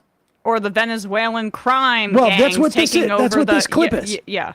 They will do this over and over again. They will take a story. In the Haitian pet story, it actually was a woman who, they don't even know if it's Haitian, was black, has been voting for at least 6 years in this country, so not an immigrant, killed a cat, supposedly was eating it at night, like raw or something.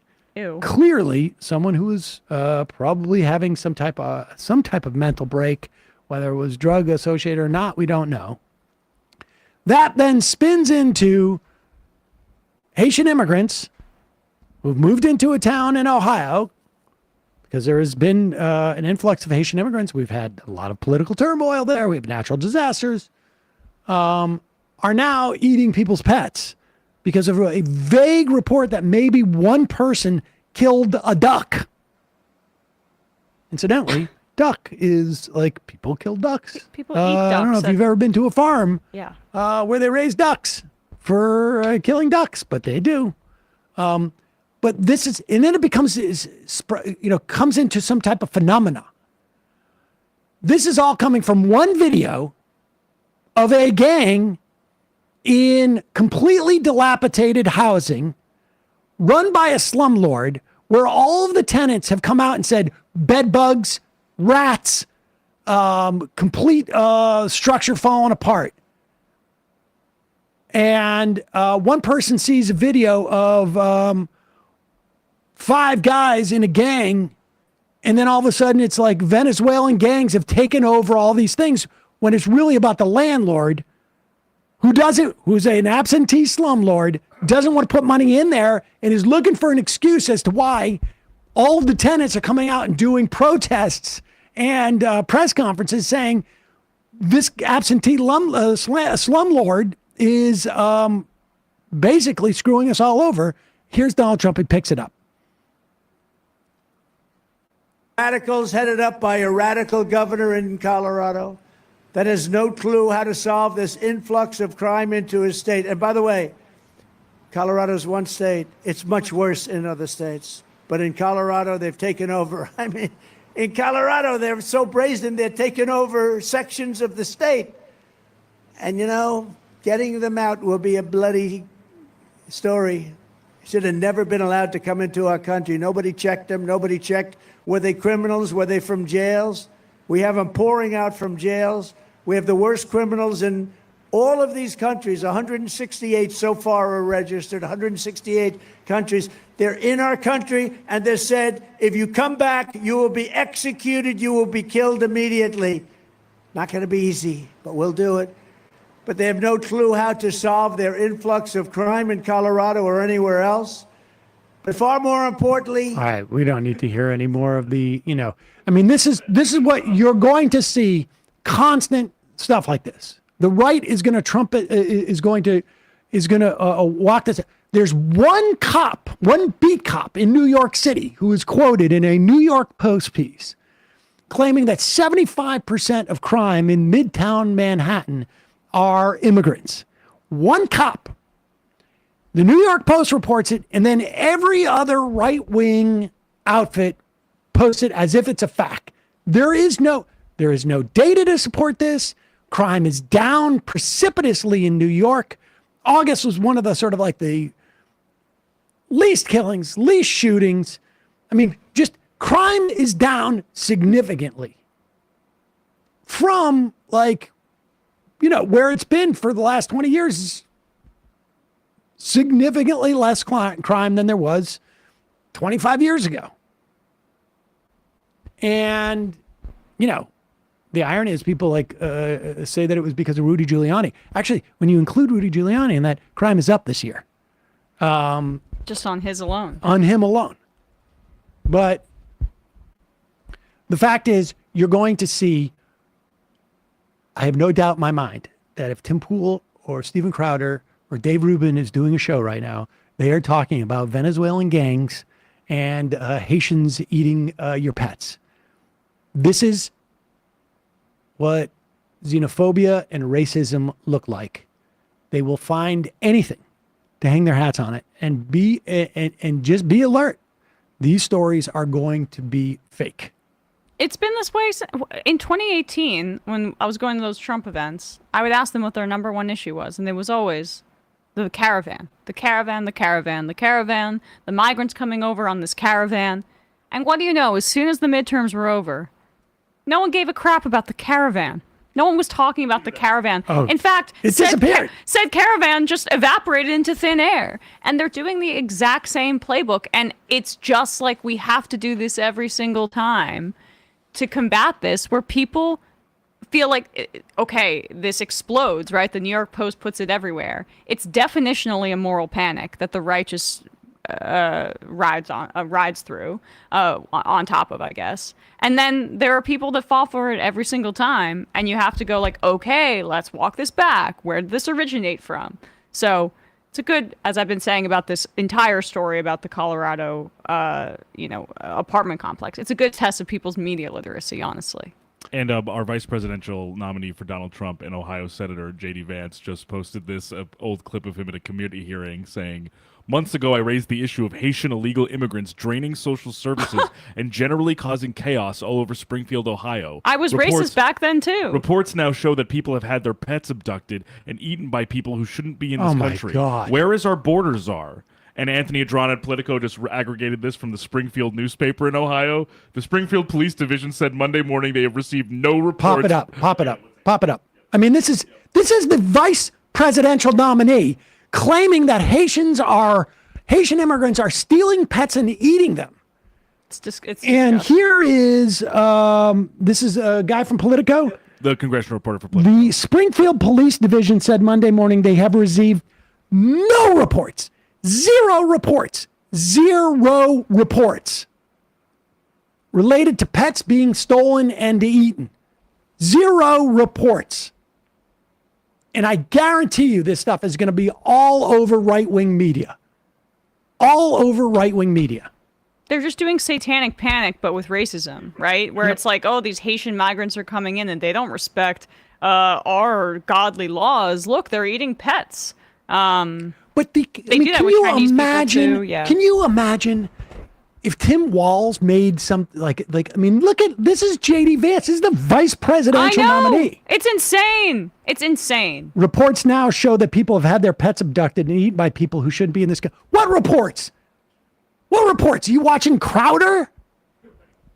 His X algorithm, which is all coincidentally, it's so curious why my X algorithm is all black people fighting each other on the street. Oh well. Anyway, here I heard about these Haitian immigrants eating pets and abducting people's pets. It's just reports now show that people are either having their pets abducted and eaten by people who shouldn't be in the country. I just want to the original report, as you're saying, was that person who was mentally unstable ate their own cat, right? Were they going around town and abducting people's cats to eat them?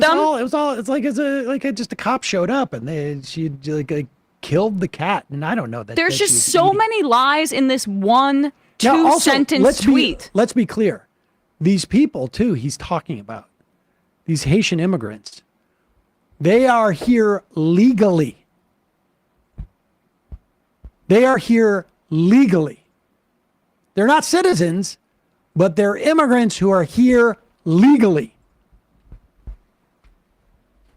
And all of these reports are either, as you look at some of the aggregating of it, are coming from, Charlie Kirk, Jack Posobiec, of course, Ian Miles Chong. And if those are the reports, that's just you saying that's my media diet, right? Well, we know that's what this dude is. He went on that guy's show. We didn't get to it at that time, but when he made those statements about it was one of his crazy statements about women. He was on the show of a guy that used to be a regular Tim Pool guest, who had basically said on Tim Pool's program that he thinks that 15-year-old girls are more mature than boys at that age, and that it's not that big of a deal. Essentially, I'm paraphrasing, but for them to be sexualized, these are the waters these guys are swimming in. It's very dark. Fantastic moron. TYT is going all in on this Venezuelan gang story. At some point, MR will have to address the severe right-wing pivot they have and how dangerous it is to lead normie libs down the right-wing rabbit hole. Soon, Anna will endorse Trump over his strong stance of executing Venezuelan gangs, invading the Rockies, and complete her David Rubin arc.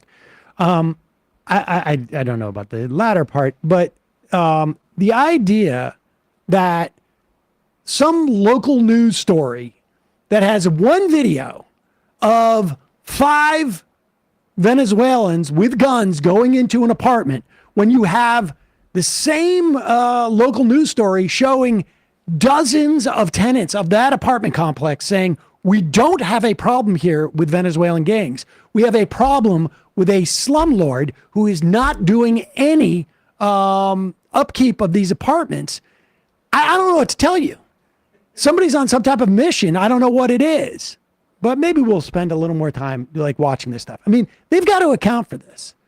It's like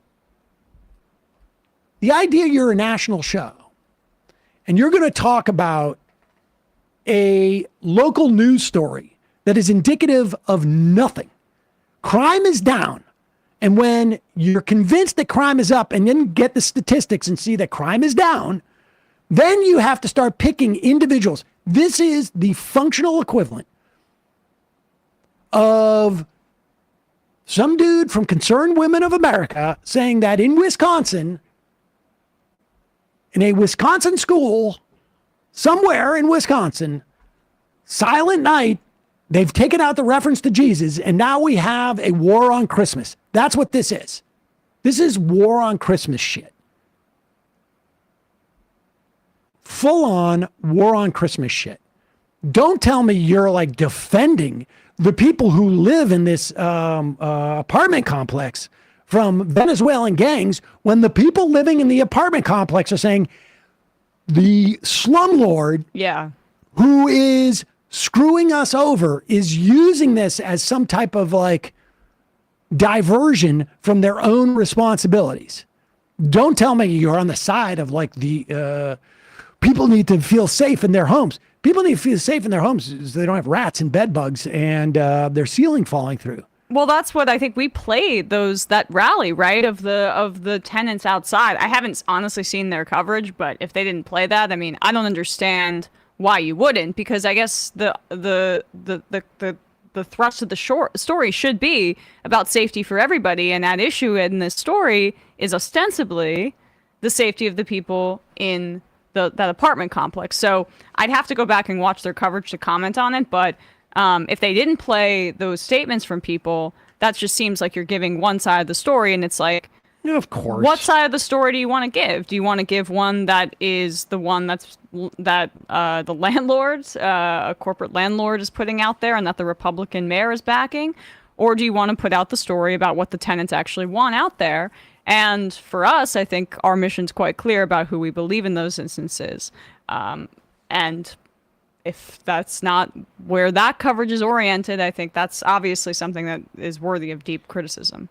In that CBS News Colorado piece we watched last week, one of the people interviewed, she was a Spanish speaker, and they translated for her. She herself was an immigrant from Venezuela. So I find, like, whoever is, like, sort of perpetuating that. There is an obvious attempt right now of the Republican Party and all of its operatives to create like we've seen this. It's a moral panic. Yeah, I've seen this so many times. Like there's a moral panic about the kitty litter in schools. Then all of a sudden the New York Post is reporting on it. All of a sudden Joe Rogan's reporting on it. Now we need to go. Are there kitty litters in schools? A person who is Haitian eats a cat who's having a mental episode. Now we need to have a conversation. No, they're not Haitian. Oh, that's even more insane. No, they were just black. Oh, they were just black, and they were just assumed that it was a Haitian person. And then you can say reports are being asked, therefore we must discuss it because questions are being asked. Right. So the permission structure becomes there are reports, and it's so just we have to discuss the reports. Exactly. Right. So that's the point. But what we get so frustrated about is how these kinds of things originate, right? And not giving oxygen to them, I feel like, is kind of baseline Charlie Jerk progressive says, coverage. MI can confirm they did not play that clip, and even theorized that the tenants are being critical of the landlord because the gangs are threatening them to stay silent. Oh boy. Oh. Yeah, I don't know, man. I don't know what to tell you. Pete the cat. If the immigrant story is so true, why isn't the response? Why are the police there so inept to let them take over an apartment building? This is all like no-go Muslim stories. No-go zones. It's just absurd. Sharia I law. can't even, honestly. Do you remember when there was all that Sharia law being implemented? Are you kidding? Ted Cruz also said we were going to be put into Hobbit homes. These are all things. But, I mean, look, we got to take it seriously. CLM. Also on the program, the spot on Sam's sleeve. Yeah, it's fall. And so I'm back with my signature. I honestly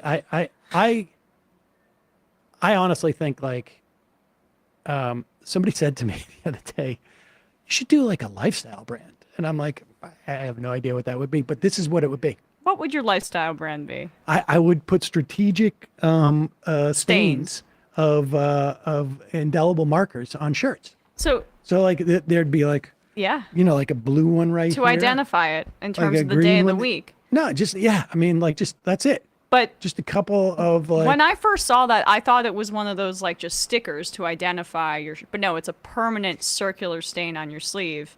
Yeah, I just had a green magic marker at one point, and it stained it, and that's my lifestyle brand. That's incredible. I mean, you really. This sort of looks cool, though, doesn't it? No. Okay. All right. So much for the lifestyle brand. I'm gonna. I started 4 years since I started the show, and when the election day hits, I'm gonna get you a bunch of new shirts. Just like. Don't do that. Don't do that. Then I'll feel bad if I don't wear them. Yeah, you're right. Then I'll know. It's so funny. That would be bad for our relationship. 30 years ago, it will be 30 years in like February.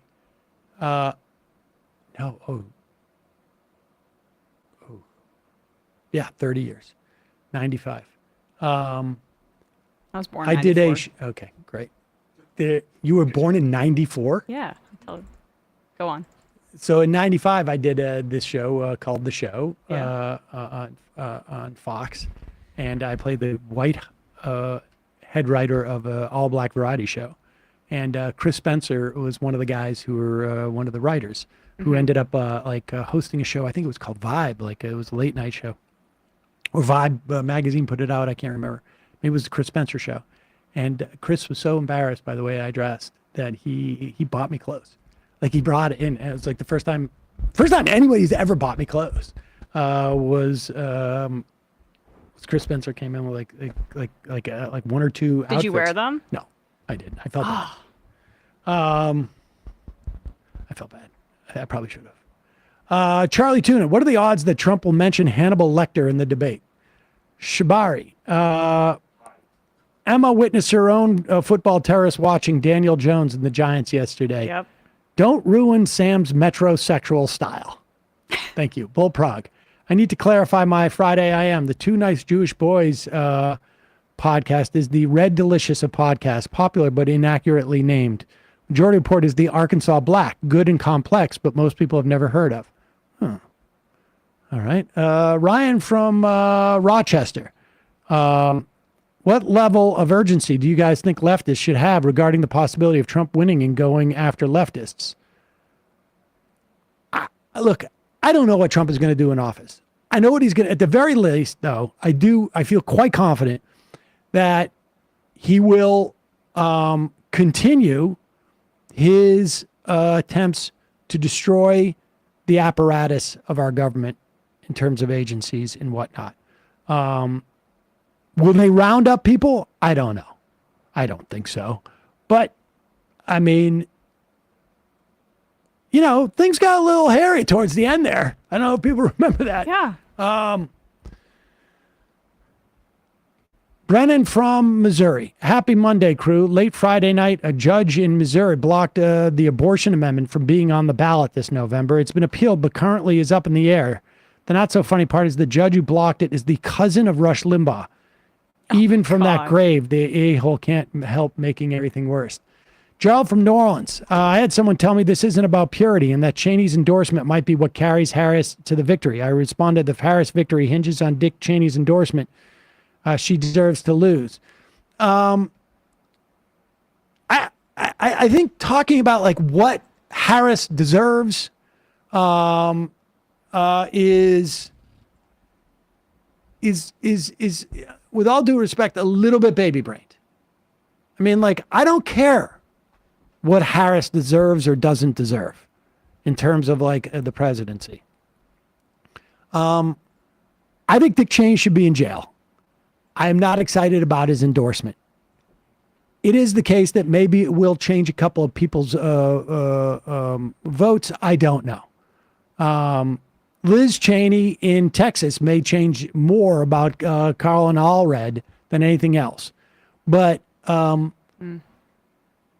will have a problem if Kamala Harris, in any way rewards any of these people for the endorsement. Their endorsement should be the very tip of the beginning of the rest of their lives spent, both of them, particularly Dick Cheney, making amends and reparations. For Dick Cheney, I would suggest he goes to Iraq and spends the rest of his life basically volunteering in Iraq to help people who have like lost family members because of his killing, his responsibility in killing them. But you know, it is like does she have control over whether or not Dick Cheney endorses her? She doesn't. Do I think she would have welcomed it? I don't know. Do I think that it's much more in the interest they of definitely Liz? Welcome it. They'll welcome anybody endorsing them for the Basically, most and they part. they think that they need to appeal to moderate Republican people and things like that. That's where they think they're going to enhance their ability to win the election. So perhaps they think that that helps. I don't think it does either. But I think it's much more about what Liz Cheney and wants to do with her career than it has anything to do with Kamala Harris, because they're just trying to stay in the news cycle, as you were saying. This may have been off air or on air, but they're just trying to stay in the news cycle because Liz Cheney just lost her seat. Yep. And how else does her political career move forward if she's not doing the Lincoln Project garbage and her dad's just helping her? Majority Report wardrobe coordinator. I wasn't a viewer then, but I watched that 2016 show, and the morning after recap after the fact, you were very clear-eyed and measured. You did as well as anyone could have in the moment, and based on the clips I've seen in the run-up to the election and the Sam-Jimmy debate, you were remarkably prescient in your prognosis about a Trump presidency. I appreciate you, Sam. You're my favorite boomer. I am not a boomer. Juniper J. TYT has been good on Gaza coverage, but they're going right-wing nutty on crime stories. I've seen 2 of their episodes so far on this Colorado stuff. They've done 2 episodes on it? Jesus. Why be worried about the debate? When's the last time a debate went really wrong with major consequences? Yeah. Wizard Azuzu. Why is the election live show limited to 21 plus? It's at a bar. Oh, it's at a bar. Ew, I didn't think about that. I'm sorry about that, folks. Space Case. I told my dad on Sunday about Dick Cheney voting for Harris, and his exact response was, no, he isn't. He's dead. Eli from Jersey. I didn't get the ticket link. What email should it have come from? It comes from members at majority.fm. I'll send another one the next day from Majority Reporters. But check your spam. Never forget the classic tweet, straight men beaten in gay city for refusing to twerk. They all took that seriously. Mikey Love. People should check their spam folders. That's where the ticket link went for me on Gmail. Snake Balloon went to spam. Michigan Mower, Sam, hi Sam Peaches, I love you. Can we stop with this hate towards Dick? I love Dick. Michelle B. Oh, Jesus. Son of Mamala. I once heard Dick Cheney described as the kind of guy who starts talking about cannibalism as soon as he sets foot in the lifeboat. Hogtown, don't need to read the, I did receive the email. I'm in Canada, not sure that makes I didn't receive the email. Not sure that makes a difference. Check your spam folders. Far Twain. Tickets are still 175. What the hell? The tickets are not 175. No. They're like $38, I think, for members. They have like a $5 or $6 fee. I don't know what that is. War on Santa. Sam, must be some mistake. My $10 monthly membership just posted as $100,000. I wish.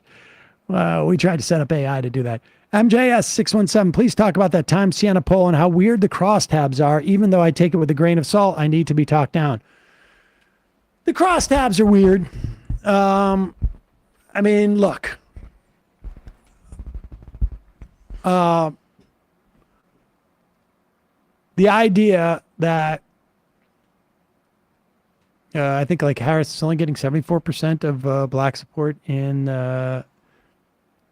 that Times Siena, that if that happens, something has radically changed in our society.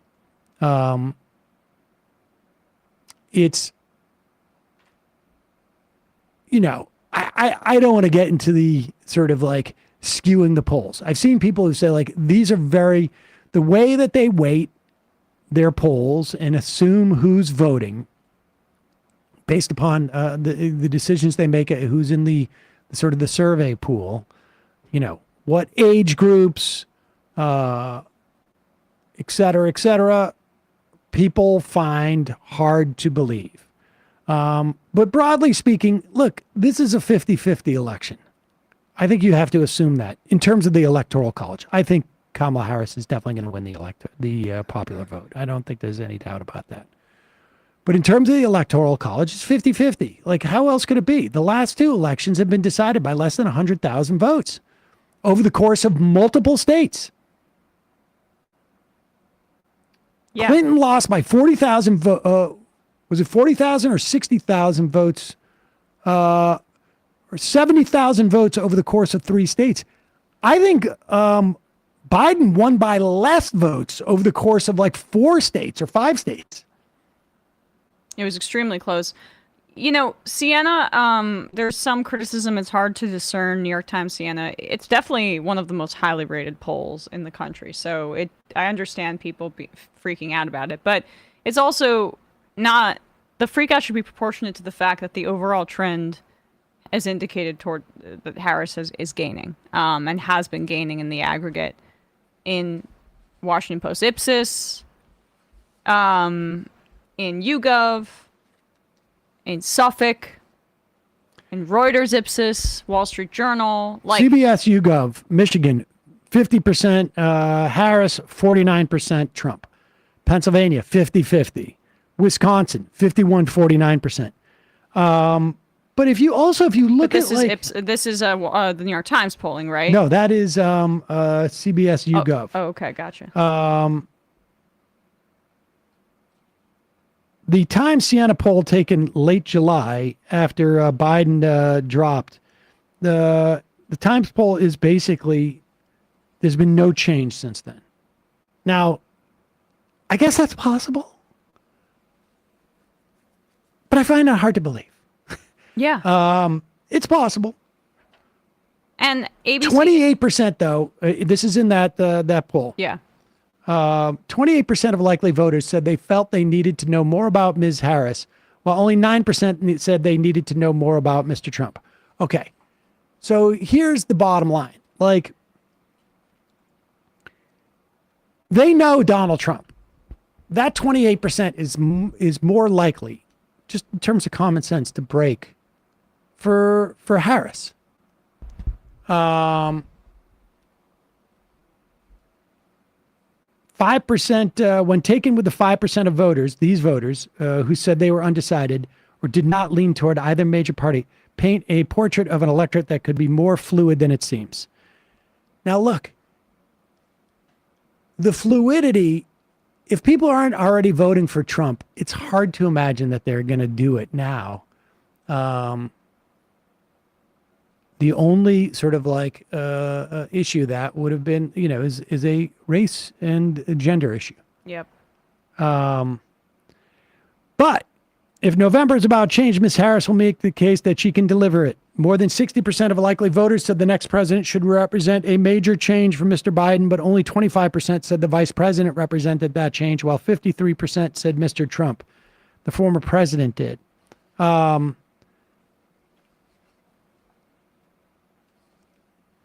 So I don't know how you take these things. I really don't. This is what I find interesting from the post Ipsos poll of regarding Black Americans. Post Ipsos poll of 1,083 Black Americans. Maybe just put this up, Bradley. Washington Post finds that 69% say they are absolutely certain to vote in November, up 62% in April, albeit lower than the 74% in June of 2020.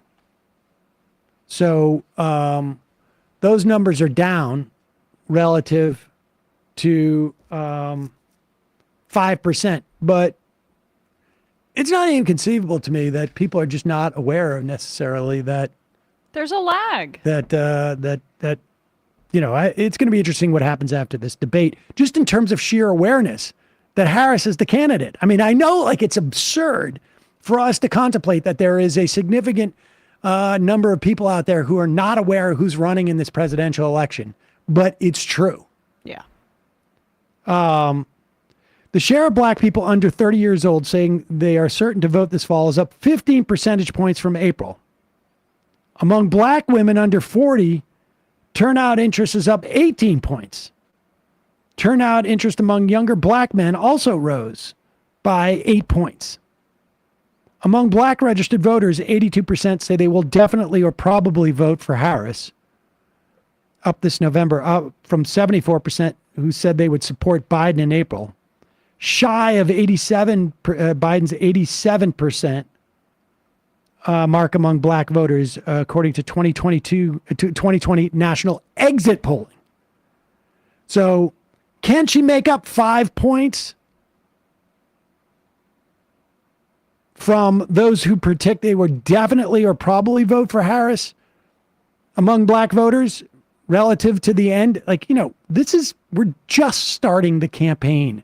Yep. For a lot of people. So I'm not, that Bradley, number doesn't bother me. Could you scroll down to where Sam was reading and then also just show that chart there? That's where it is. This is a good visual, I think, for people about where black Americans are overall.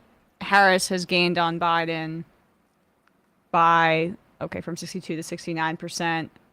Black registered voters overall, she's up. There's no category until you get to men, women, all up. Huge leap for 18 to 29, huge leap for 30 to 39. And then you get to the high propensity older black voters where it's basically the exact same. The only thing that hasn't changed is men 40 and up. It's identical for black male voters 40 and up to what Biden was doing. So it's just general increase in enthusiasm to vote for the Democrat at the top of the ticket among those voters. And then I also will say what I thought you were going to maybe refer to is that I guess Ipsos does it with ABC on Washington Post, but there was an ABC poll from earlier today that still has Harris up by 6 points with likely voters and by 4 points with all adults and registered voters. So, I just think we have to look at the overall trend here. And there are some people who are smarter than myself who have alleged that the Siena polling more heavily weights Republican-leaning voters. I'm not sure how true that is. I'm just putting that out there. And so we'll have to see. But it was always an extremely difficult task for her. Like, we were all feeling very excited about her surge in momentum, but this is taking a campaign infrastructure that isn't her own and trying to win a race based on that proposition without a long ramp-up period, which has its benefits, but it also has the other side of things where you don't have enough time to make your case in some instances. I just think we don't need to be... There's a lot of people drawing conclusions about this one-time Siena poll that fits what they already wanted to criticize her over. And I feel like we can have those criticisms about, say, her vagueness in Gaza policy and not breaking from Biden and not tie it to the electoral consequences of it, where I think that people are making way too many causal connections where I don't necessarily know if that's the case. It'll be interesting to see what the implications of this debate are in terms of just like general awareness of where Harris stands, and where she's at. She's just posted her stuff onto the website, for whom I'm going to suggest that it will make the difference with 0% of the voters. It will change the media narrative a little bit. I haven't read too deep into these policies, but there's been improvement on the TIPS legislation from what Emma has read. And I've taken a look at the foreign policy. There is mention of Gaza. It is almost the identical language from what we saw from Phil Gordon in that tweet from like 2 or 3 weeks ago that we were talking about for a while. So there's really nothing new to be gleaned from there. But let's wrap up this fun half program with Dave Rubin. As you know, ladies and gentlemen, we should say, I just want to tease this. I don't know if we're going to talk to Weigel about this. There was a story in Semaphore about a Zoom meeting where all of the participants had turned off their camera and had put fake names up. and they were right wingers, and they were talking about basically they were going to put out all this stuff about Kamala Harris being a slut. And As one you do. person quit the call when this stuff came up, and it turned out it was George Santos, who 2 days later, when all this stuff came out, goes, "Can you imagine all this stuff being released now? What a coincidence." You know, and he's like, "I've had enough." And nobody understood what that tweet meant, but this story came out in Semaphore. I only bring that up because the real conclusion that I think we drew here from this DOJ indictment, and I think it's the only one that you can conclude at this juncture, is that these right-wingers will take money to espouse anything, and that they are subsidized. They are subsidized. Oh, I should say, in this call, the Zoom call, people are getting $20,000 just to push this theme. Unbelievable. Unbelievable. I don't know that Dave Rubin gets paid and then he changes his stuff. Although I think he does a little bit, just broadly speaking. Like, you know, he had guests on from the Koch brothers when he was getting funded by a libertarian institute. I mean, there's no doubt. And I think that's the way it works. That's why, like, when we get paid by a sponsor, what we do is we read their advertisement. And that's how you know we've been paid by them.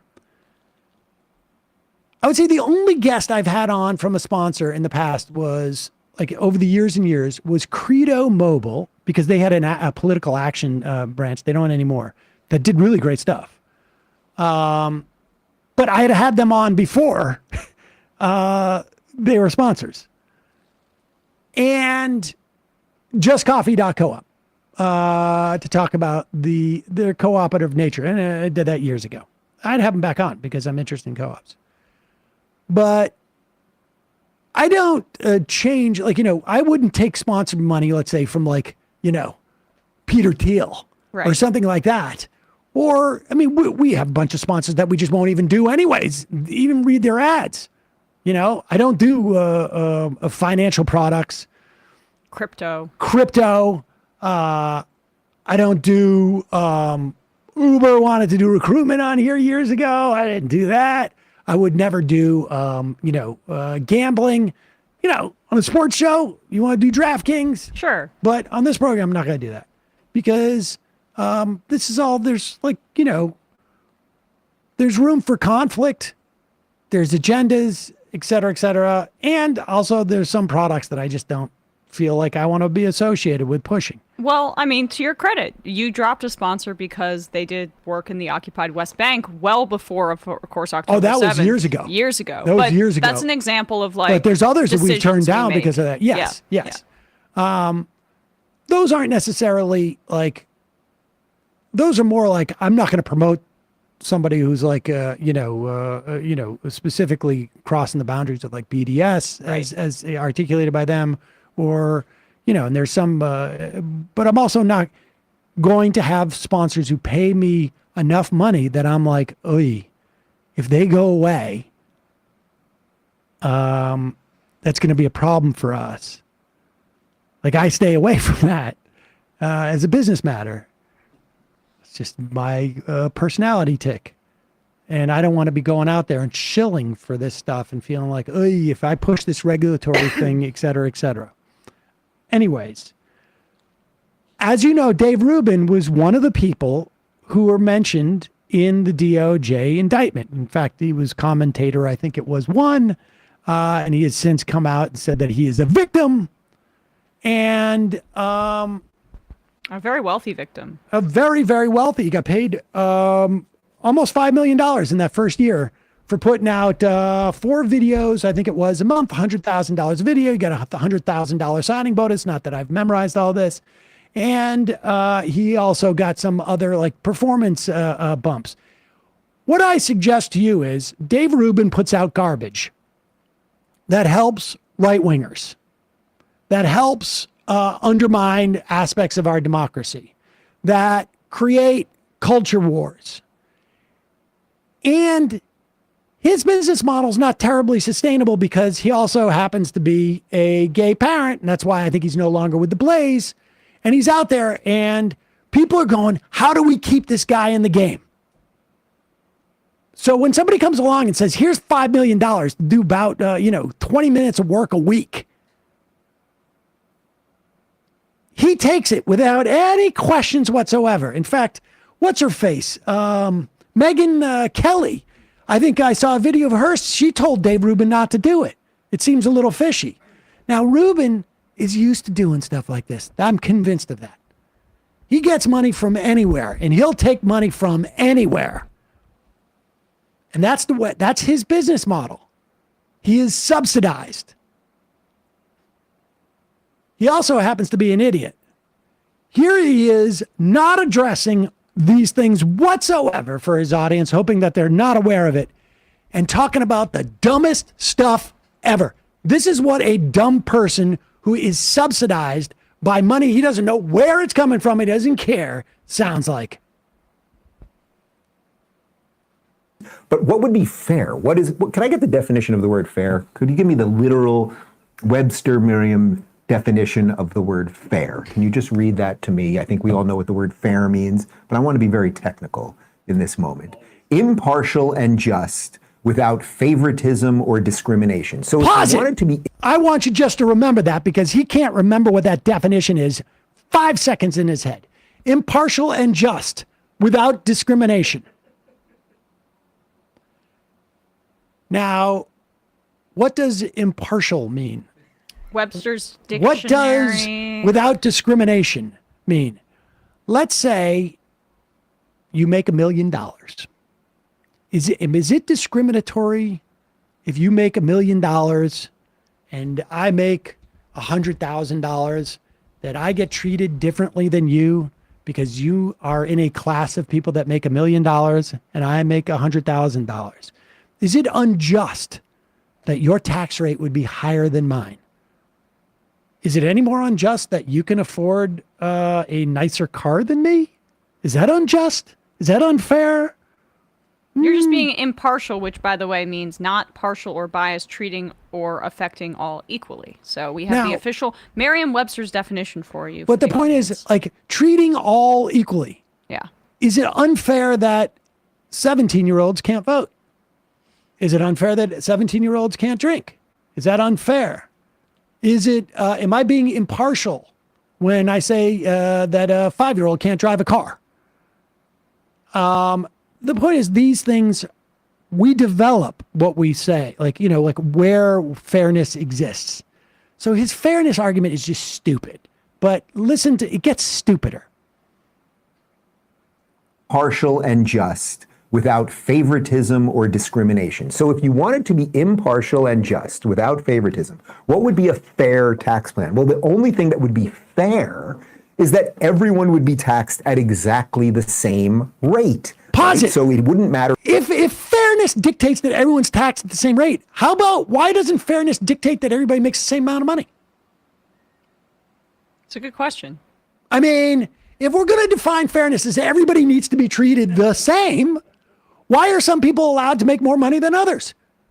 Why are some people allowed to go to a better school than others? Why are people allowed to live in a nicer house than others?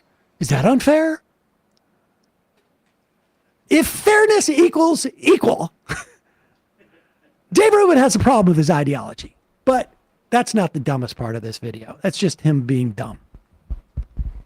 Everyone would be taxed at exactly the same rate, right? So it wouldn't matter if you make $1 million a year or $20 million a year or $100,000 a year, you would have a flat tax. That would be a fair thing. That would be impartial without favoritism, meaning everyone has to pay 10%. And if you make $1 million another definition, incidentally, again, without favoritism or impartial would be everybody who makes X has to pay one tax, and everybody who makes Y pays another tax, and everybody who makes Z pays a third tax. That's also impartial and fair.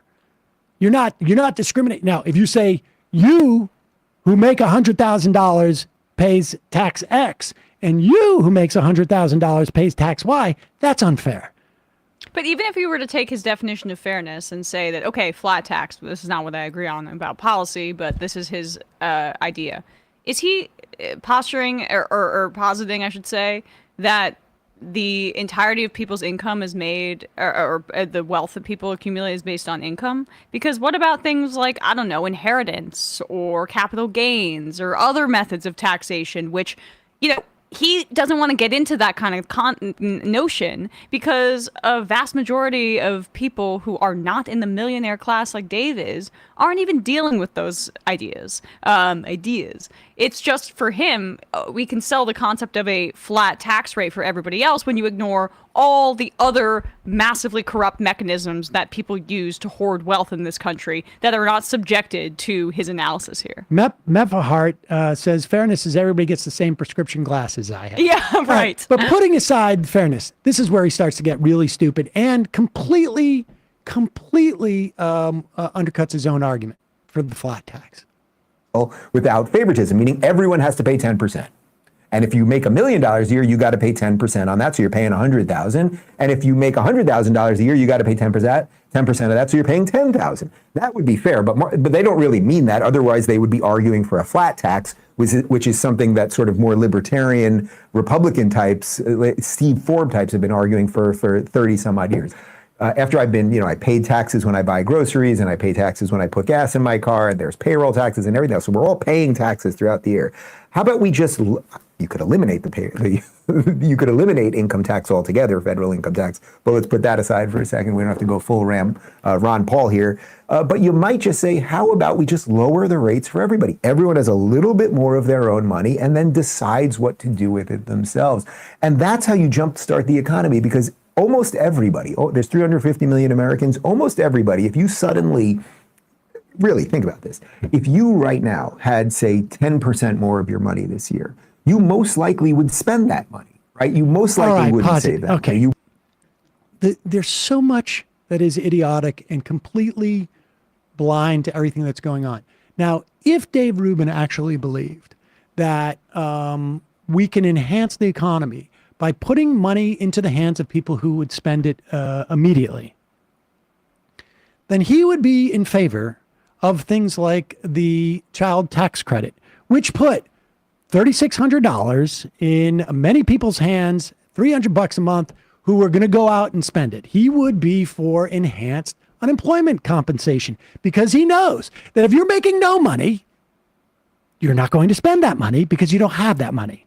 But if you were to get unemployment insurance, then you would go out and you would spend that money.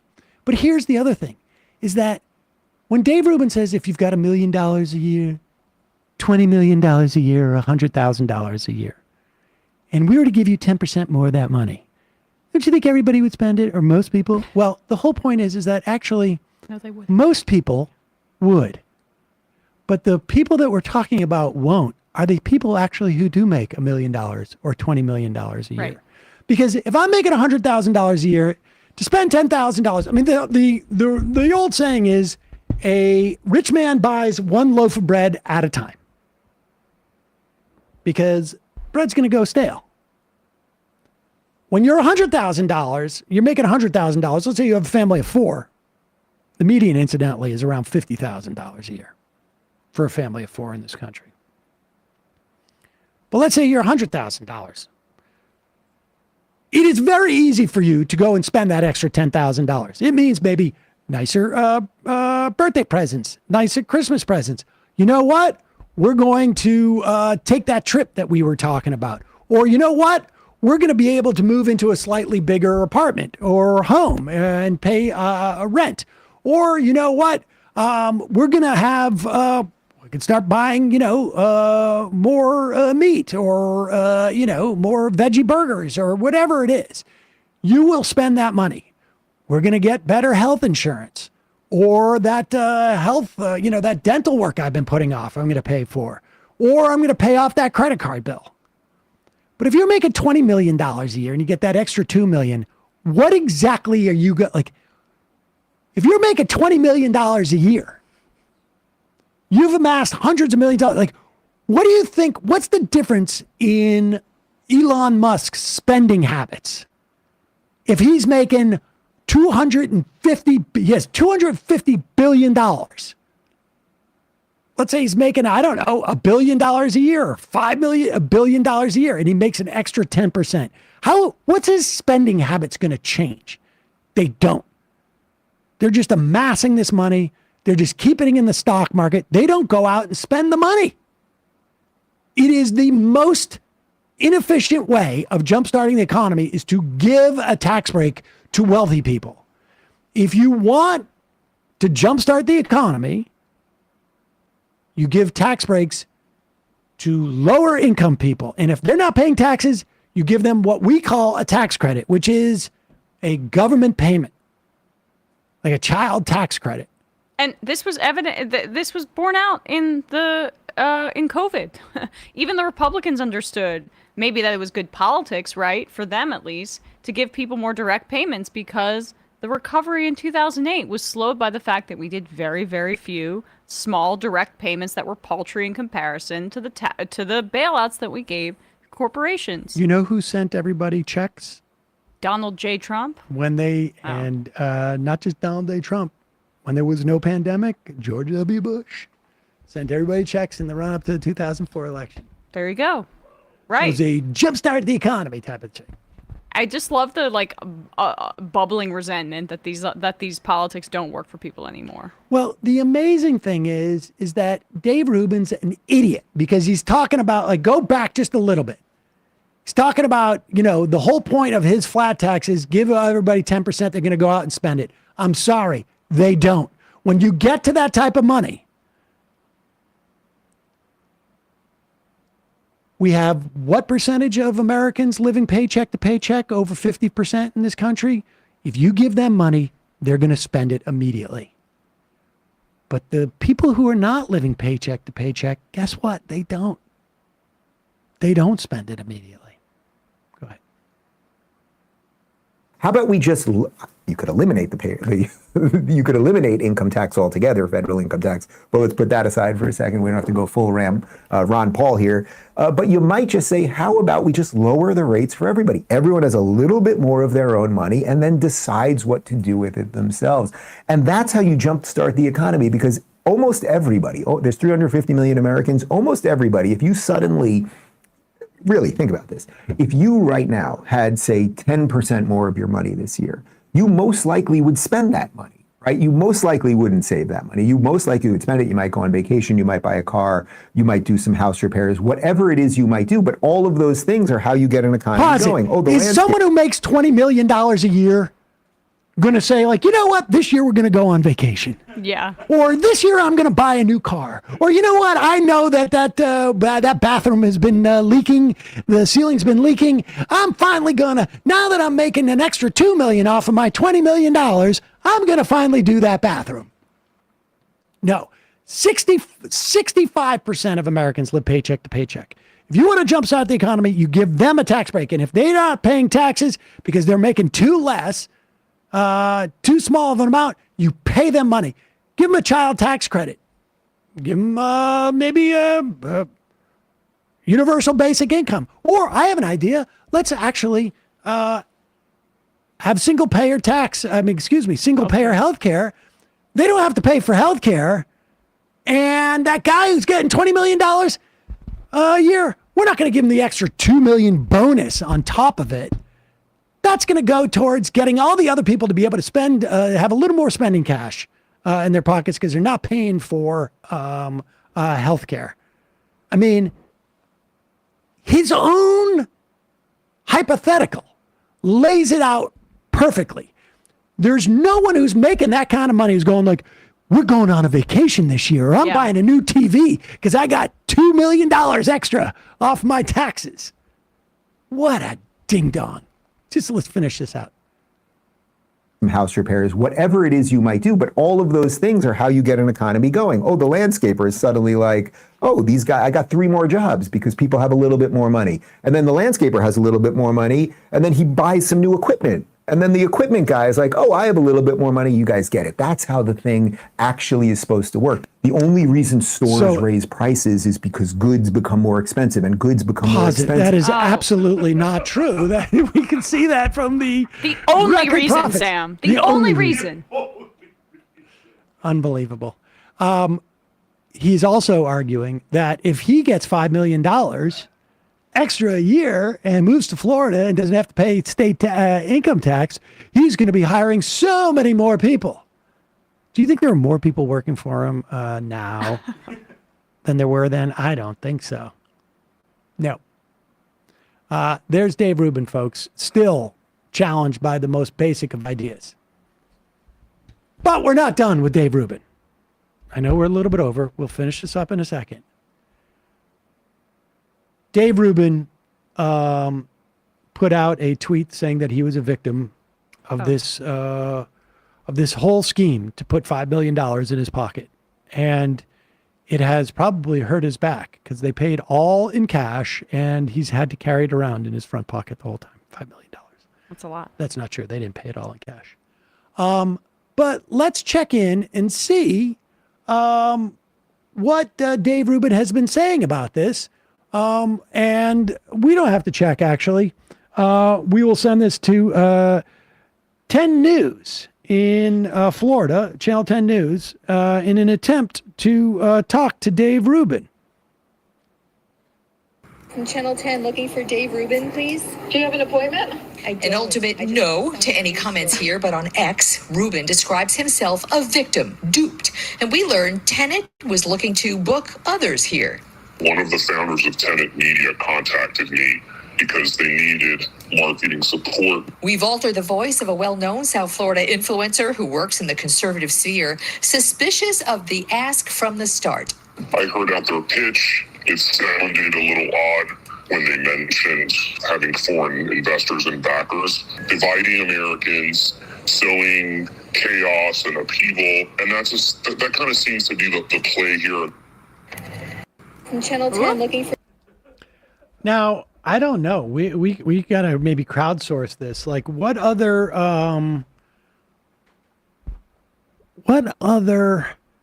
right-wing talkers are in South Florida? I don't know. I mean, the only time I've ever been to Florida was to go to do Patrick Bet David. And I don't remember meeting any other right-wing commentators that... I mean, who knows? Who knows who could have been? I'm sure there's other. I'm sure there are other right-wing commentators in Florida who a national Tenet Media would be interested in. I'm sure there's others. It would be so hilarious, and I don't know that it was, if it was someone from Patrick Bet David's outfit that was throwing Dave Rubin under the bus, because he loves to poop stir. I don't think he's really had Dave Rubin on, or he hasn't done much with Dave Rubin, or there was something, I don't know. Wait, so do we have can I throw out somebody else? Who else could have been? Somebody who used to employ Dave Rubin who may live in Florida? Who's that? Glenn Beck.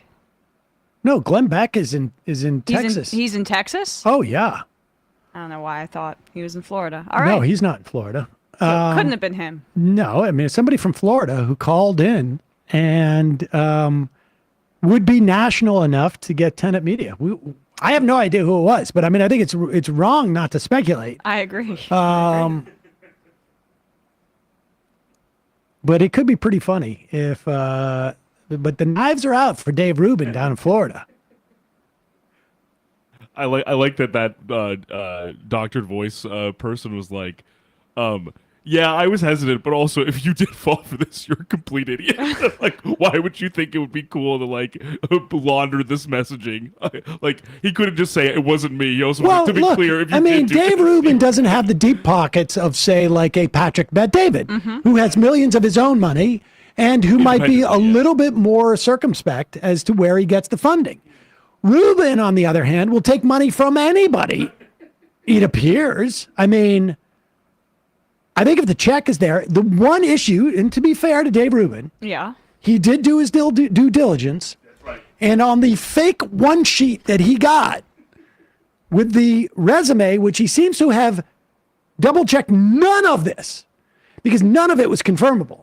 And there were like public companies, public-facing companies that this guy supposedly worked for that you could have Googled and tried to search and see if there was any existence of this, guy who's got so much money. You'd think there'd be one media report of this. What is his name? Edouard Gregorian. Gregorian.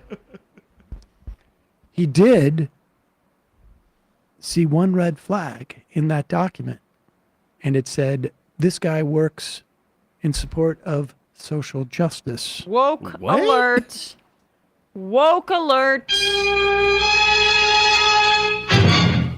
So there it is. Gosh, he really dodged a bullet. Didn't want to work with some woke guy like that, huh? Oh, wait, he ended up accepting it anyway. Dragon Rider said, I clipped that and I will pitch correct and come back with details. They shouldn't have told us exactly how they hid the voice. Oh, please. Please do that. Yes. That's going to be interesting. Very interesting. Send us that email. Give us the exclusive on that. Please do. Folks, we'll read a couple IMs and then we'll get out of here. Time has flown.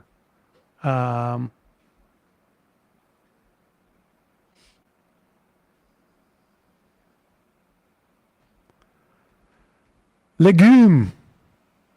Ted Cruz deserves at the bottom of Mount Doom. Sam already has a clothing line. It's called Calico Cut Pants. I don't get that. I think the proper response to the Harris Reid Dick Cheney endorsement should be, thanks a lot, a-hole. Calico cut means your calves are showing. Oh, all right. Marin V. Cedar. Sam, the members ticket price for your show is 15% off. $38 is 85% of $45. Well, all right. There you go. Thank you for the help. You're hired. Drewish. Don't forget to check the spam folder, folks, from that email from members at majority.fm. Tony32UK, if Trump and the JD win on the November 5th, promise me you will not be giving out free Kool-Aid at the Bell House and then blaming it on the canal. All right. Bourbon Socialist. Is this the first time Sam got Liz Cheney's name correct or on the first try? Applause is warranted, although I'm watching about 12 minutes behind, so I predict he'll call her Lynn Cheney before the episode ends. No, I think you got it. I think you nailed it. Yeah. I mean, I guarantee you I'll forget that again. Hunter GV. Republicans think we live in Gotham City. I live on the Texas-Mexico border. Many days I'm reminded that I live in the epicenter of fascism. The only invasion on the southern border is the National Guard. Trump supporting cranks taking the hotels and littering our streets. Matthew of Philadelphia. Netanyahu did not grow up in Philly. He spent a little more than 3 years here during high school before leaving for the IDF. Just because we got Saquon doesn't mean you get to malign this great city. No, I would be maligning Philadelphia regardless. Owen from Boston. Sam, my spam filter is filled with old ED pill ads. All right. Thank you for that information. For the info. Golden Oyster Cult just finished a week-long ban on Twitter for saying Netanyahu Sinwar should both swing from the same gallows. Can I get a son of a bitches from the soundboard? Oh, shoot. I meant to bring in, I got to do that tomorrow. Make Liz Lynn Lon Cheney ambassador to East Nowhere, and that'll be that. Oh, that might be it. She might be the Republican that serves in her cabinet or something like that. Oh, God, I hope not. JR on Philly. Sam, I can't wait for Dave Rubin's lawyer hours of your videos to prove that his client is so stupid to have him committed a conspiracy. Yes. As evidence, they take our entire Rubin oeuvre. Sampon Cedar just volunteered in Pennsylvania at a phone bank with local unions. Not a member. The caller list is all people currently paying dues. There's a list of responses and statements specifically about unions. Great. All right, 3 more. Baltimore Bill. Whenever you guys play a Rubin Poole Fox clip, I have to shake my head disapprovingly so anyone who walks by doesn't think I'm watching Jesse Waters for my own sick kicks. Andrew from D.C. Calico Pants I think you should leave sketch where a guy tries to sell pants that have pee stains on them. Sorry, Sam, but it was a funny reference. Oh, maybe I'm thinking of culottes. I don't get that. And the final I am of the day.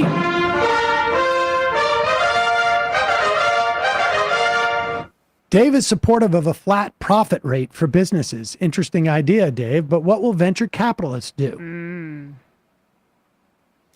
Bradley, Emma, great job today. Matt, I hope you had a great job in being a tourist guide for the fam. Oh, yes. Yes. Folks, we'll see you tomorrow. It might take all the strength I got to get to where I want, but I know somehow I'm gonna get there.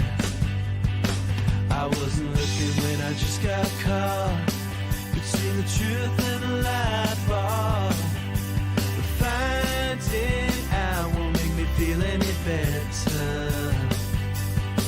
Yeah, I know the clock is ticking, but the meds are gonna kick in, and my pilot light's shining bright.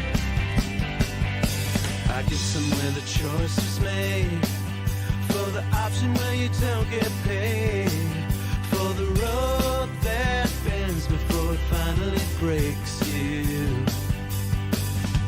I guess somehow I lost my drive